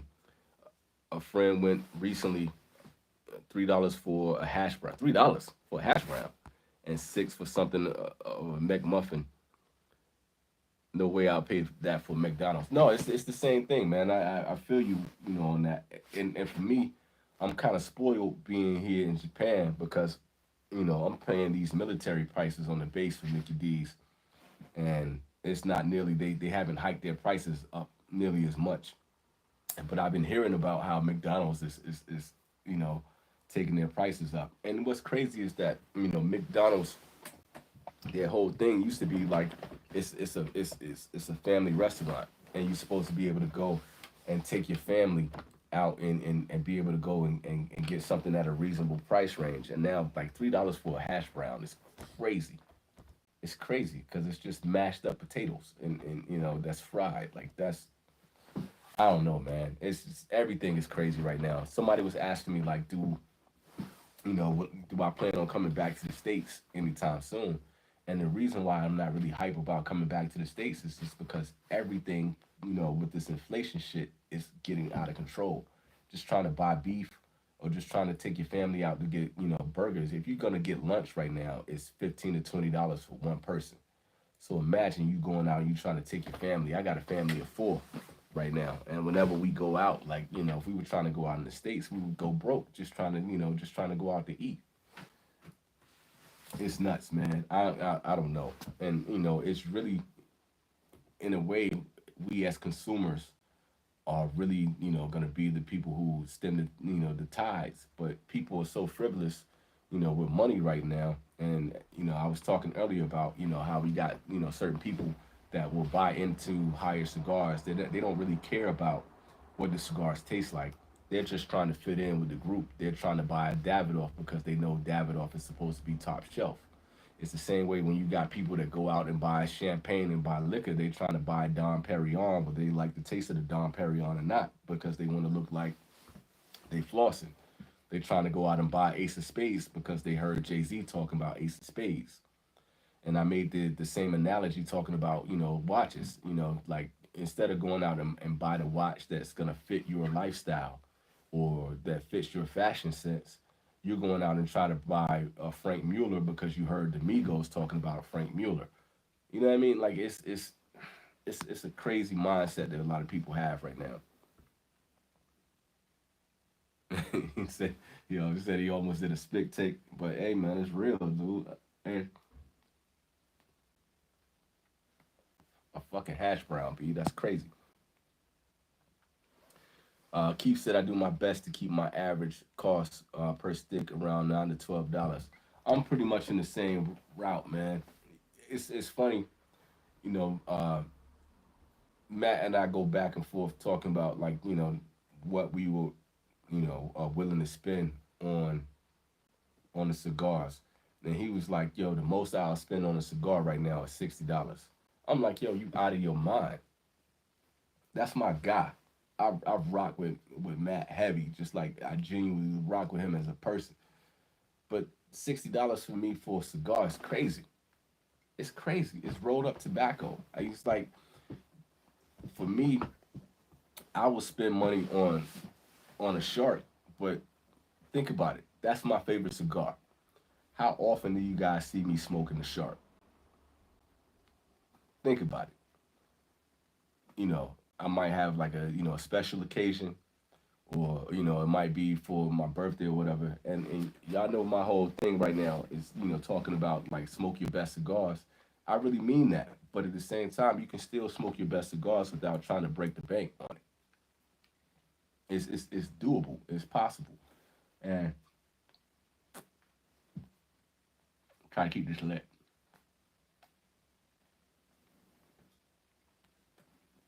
Most of Dunbarton cigars are like 12 to $15, and even that to me, I feel like it's on the high end.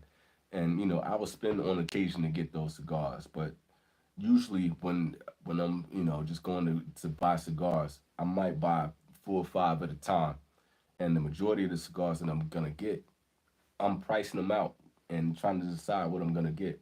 I was looking at that 80th release from Famous Smoke Shop. I want that 80th anniversary cigar. I want that cigar bad. I want to taste of that. It's been re-released 3 times, and shouts out to everybody that hit that like button. I just noticed that it's 32 of those. Shouts out to y'all for hitting that, man. But it's one of those things that I want that cigar, but I didn't want to spend $60 for a 5 pack. That's not even insane. That's actually fairly reasonable considering what cigars are going for right now. But it was just like I don't want 5 cigars. I only want 1 or 2. I don't need 5 cigars of that right now. Now maybe if I got this cigar and I smoked it and then I realized like, oh damn, I love this cigar. Then I'll go back and buy another 5 pack of that. And it's rare that I buy boxes. It's out. It's rare that I buy boxes, just because I only want to buy a box of cigars that I know I'm gonna fall in love with. And I don't knock anybody for buying boxes and putting an investment in.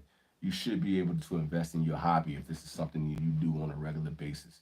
You should be able to do that. And especially if you got disposable income to do it. But I'm also looking at like I got, furniture to buy for this house, and I've just recently got a fetish for sneakers that I hadn't had in years. So I've been buying a lot of, sneakers just because this is something that I want. My son loves, video games right now. Those video games are like $60 to $70. And I'm thinking about like, okay, if we going out to eat, I got a lot of stuff that I gotta do, man. I got groceries to buy, and it's these cigars, man. I do this as a way of relaxation. I do this as a way to, connect with this community, and it's hard when you were trying to do reviews and you're trying to buy all these cigars. It's like, why do I want to spend $40 on a cigar that I'm gonna spend an hour? Is that $40 worth that hour that I'm gonna smoke it? I don't know. So that's just kind of the way I see things, man. So it's crazy. Amu said Fuente cigars and Atabey are the sticks. Dude, that's pretty much the same for me. He said that I'm willing to spend more money than I think is wise for. Atabey is definitely one of those cigars that I'm willing to spend money on. I love the shark. I'll spend money on that from time to time. But and shouts out to Jerome for the Atabays that you sent out to me, man, because I love those cigars, man, and that's one of those cigars that I think is worth every penny for. It's worth every penny for. He said them video games nowadays with them costly add-ons is beyond ridiculous. Yo, dude, it's crazy, man. My son, we bought him a $300 Switch. The bright side is that he uses that Switch all the time. And I was worried that I was going to buy it and he was going to play it like one time and then put it down. He uses that joint every day. But it was a video game that he wanted. And his friend just gave him not Breath of the Wild, whatever the new Zelda joint is. I can't think of the name of the new Zelda joint. Not Breath of the Wild. It's the one that's right after that. And that joint is like $70.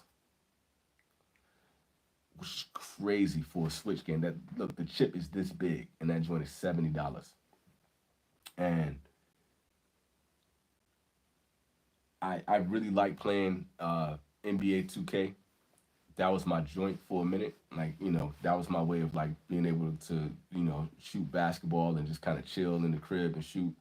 I stopped playing NBA 2K because they was nickel and diming for like, buying tattoos, and you gotta, buy VC and all like that. I'm not doing all of that shit. I can't even enjoy the game anymore. I just want to play, my season and make my character and shoot hoops. That's it, man. I'm not sitting here trying to buy some sneakers on a video game when I need the sneakers on my own feet. It got crazy, man. And like, I want that new Spider-Man game. That new Spider-Man joint. I'm trying to get it for my son too. But that joint is like $70 for a fucking video game. What? We wildin', man. We wildin'. But the thing is, if you got millions of people who are willing to pay, multi-millions of people who are willing to pay for this, it's no way that they're gonna stop doing it. You know what I mean? So, and that's what Pick Jimmy was making that point. It's really on us, to like, we gotta vote with our dollars. So, it's kind of a tough situation to be in when it comes to cigars, when it comes to sneakers, when it comes to food prices right now, when it comes to video games. It's crazy. How many of them out? I actually probably got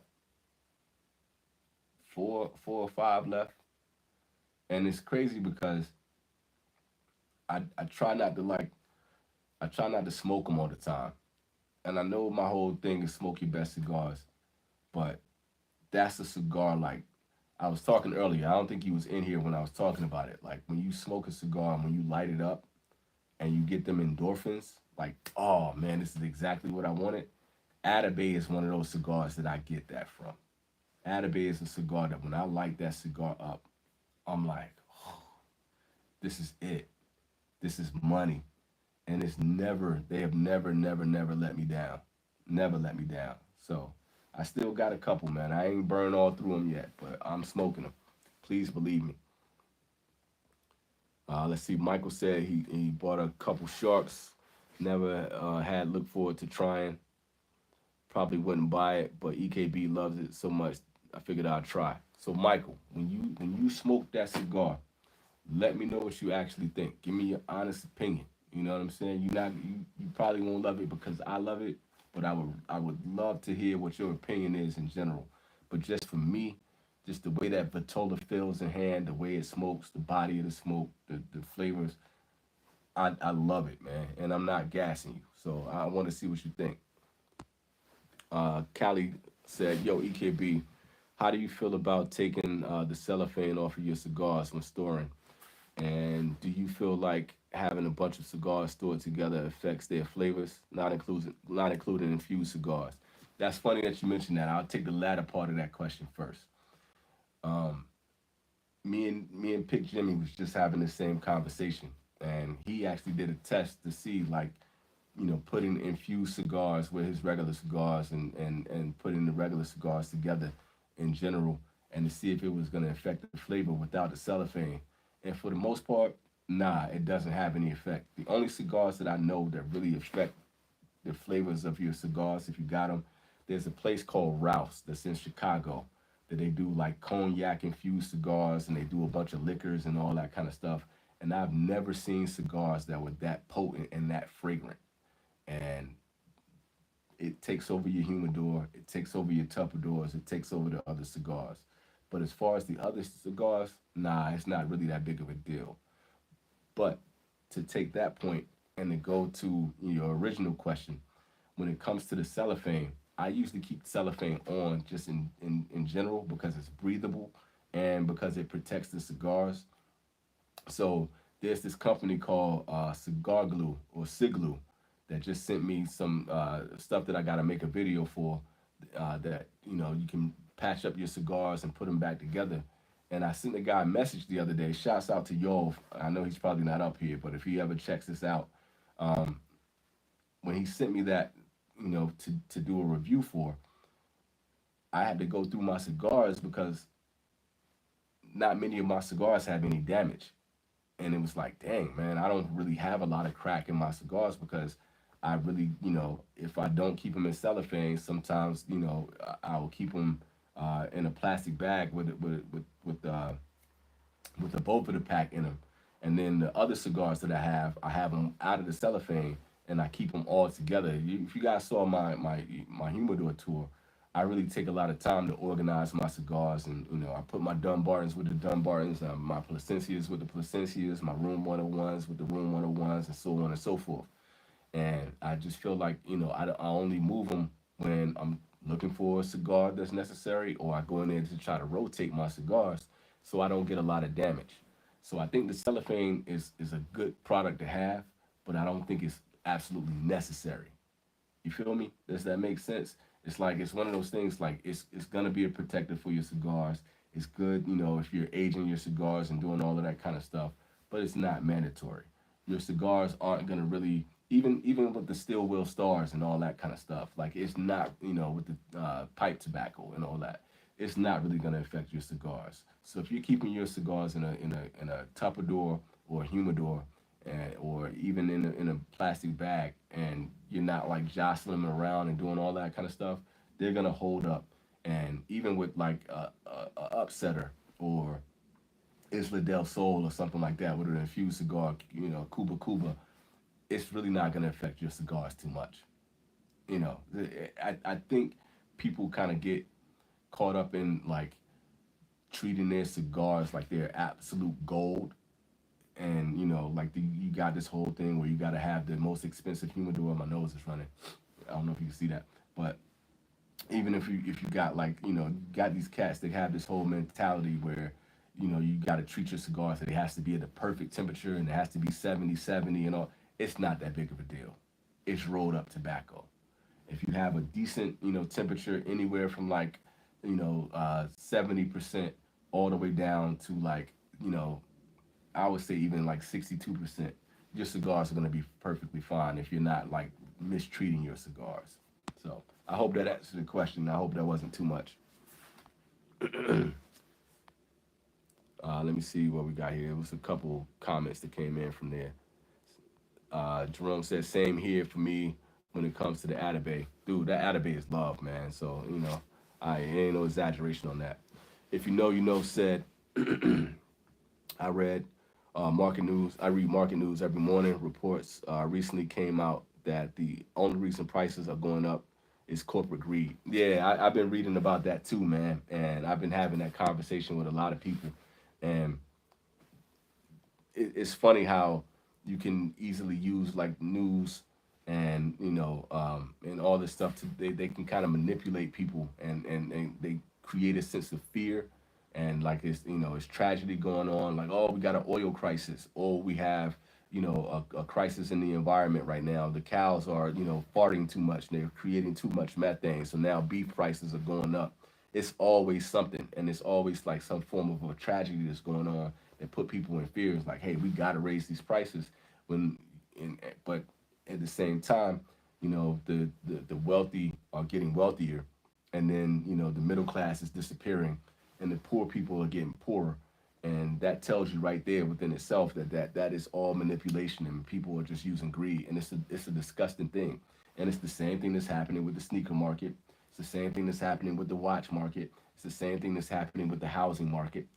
There's enough land and there's enough homes to to house all these people and to do it at a reasonable price. But instead, people are so busy trying to find a way to become rich, and but that's the capitalist mentality, and it's a disgusting thing, man. And we don't have to do that. You can make 45 cents off of your cigar, and if you're selling, I mean, if if you're doing just for one line, if you're selling boxes of 20 cigars at a time, and you're selling, millions of these boxes, you're making a profit. You're making more than enough profit. You're making enough to support the people who are rolling the cigars. You're making enough to support your sales team, and you're making enough to put money in your pocket and live comfortably. But greed gets in the way, and it's a frustrating thing, man. It's just it's sad.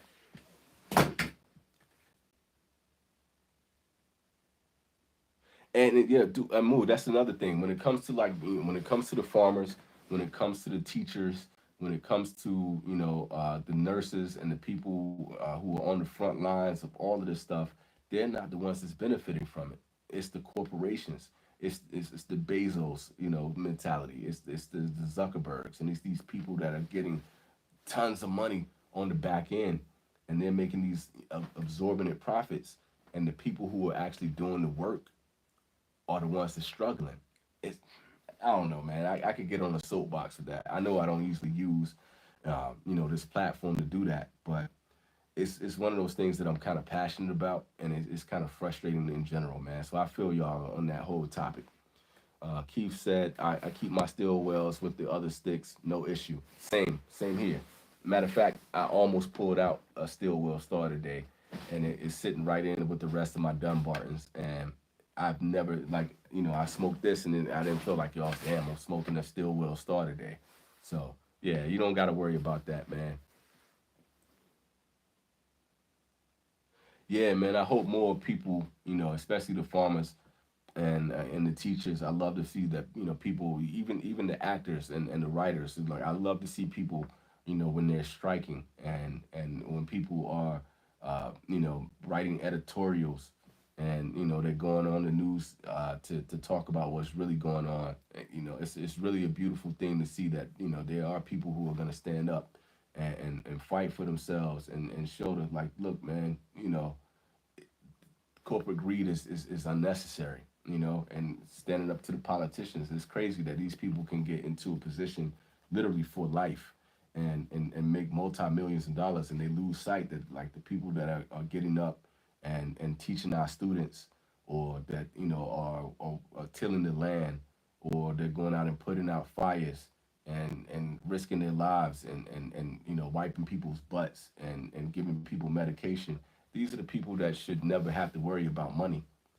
When you're just going back, like, if I went back to the States right now, and if we tried to buy a house, the house that we have right now in Japan is fairly expensive, but it's not nearly as expensive as it would be in the States to have a 5 bedroom, 2-story home. Like, we would be struggling trying to get that. If we went back, my wife is from California. If we would try to go back and buy a home in California right now, it would be nearly impossible. My in-laws have a home in San Francisco right now that is 2 bedrooms, 2 bathrooms, and it's a townhome, and that shit is worth nearly $1 million. A million. And the only reason why they're able to sustain it right now is because it belonged to their mom, and they had that home ever for over 40, 50 years. If they moved out of that home right now and somebody else tried to move into that place, it would be $1 million for 2 bedrooms, 2 bathrooms. That's crazy. It's absolutely insane. And if we try to go back to North Carolina or Virginia, where I'm from, it's it's ridiculous to try to move in and to buy a home right now. Like, I remember, uh, it's like a decade ago when we were house shopping. It was a home that was like worth 140,000. That same home right now is almost half a million in a decade. It's crazy, B. I don't know. I'm gonna see what other comments are in here right now. Term limits would mitigate career politicians. Just saying. I've been saying this for decades, man, and you're not alone in saying that. Um, but it's never gonna happen because the people who are making the rules are the ones that are benefiting from that. And I don't know, unless we really had an uprising, and not necessarily saying that it had to be violent, but if to get people to work together as a collective right now is the most difficult thing, and the major part of that is the. I'm just speaking for America right now within itself. It's purposely divided into a two-party system, where if you really think about it, Conservatives are like, oh, liberals are stupid, and liberals are like, oh, conservatives are stupid, and they fight, and you can't even everything becomes gridlock. It's no way that we can ever get anything together because people were taught to be divided, and you're taught to fight against the opposition. So if you always have one force pushing up against the other force at the same power, what's going to happen? Nothing moves. It's designed to be that way, and it's never going to change at this point. And it's really kind of a disgusting thing. And it's, it sounds like it's a simplified way to put it, but when you really think about it, when you just break it down to a microcosm, and you strip away all the other details, and you just get down to the essence of what it is, you have a two-party system that has the exact same amount of power that are at complete opposition, and they're pushing against each other. It's gonna be a stalemate. It is what it is. And instead of being, it's like, okay, it's the people versus the establishment. It would be a different thing if everybody could get together on the same page, and instead of saying like your race matters or your religion matters or your political party matters, and just saying like we're people just trying to make sure that everybody can eat, everybody is housed, everybody is educated, and everybody has ample work, we can make a system that actually works. But that's a whole another rabbit hole that I don't think I want to go down. Let's see. So when I was in middle school, my parents bought their Cali home for 100K. It's now worth 650K. That tells you right there, but in itself, and it might be even more, worth more than that at this point, man. It's just crazy. It's bananas. I think one of the very difficult aspects of getting Americans to back major change is the economic system is culturally instilled hope that you will be a billionaire one day. Oh, dude, that is absolute facts. Who said that? Amu? Dude, that is absolute facts. And everything is built on this idealism of what the American dream is, and the goal is to be a multimillionaire instead of being able to just live a steady lifestyle where you can be able to support yourself and support your family. That's absolute facts, and everybody's in order to get to that point, you're taught that it's okay to be cutthroat and everything is just business. And that's what people say. It doesn't matter if I got over on somebody. It doesn't matter how I did it. It's just business. It's nothing personal. It's just business. And instead of just having a community where you're actually working, that if you were able to get higher, you can reach down and help somebody and pull somebody up, and each one reaches out to help the other person. Logically, that just makes sense. But like you said, it's ingrained in the system to be take care of yourself. Don't worry about your neighbor, handle your own business, and get over the best way that you can, and that's the way you're going to get to the top, and then everything else will trickle down to the other people. But it never, the only thing that trickles downhill is piss and shit. Money never trickles down. But yeah, that you're on point with that, man. It convinces people to back policies that don't benefit themselves and never will. 100%, 100%, 100%. Everybody, a population divided is easily controlled. That's why there's always two options. There you have it, and there it is. Jerome said, "Don't get me started on BlackRock and what they're doing." Dude, I like. It's already been 3 hours. Like I really want to go down that rabbit hole, man. But I really get in my feelings when I start talking about this topic, man.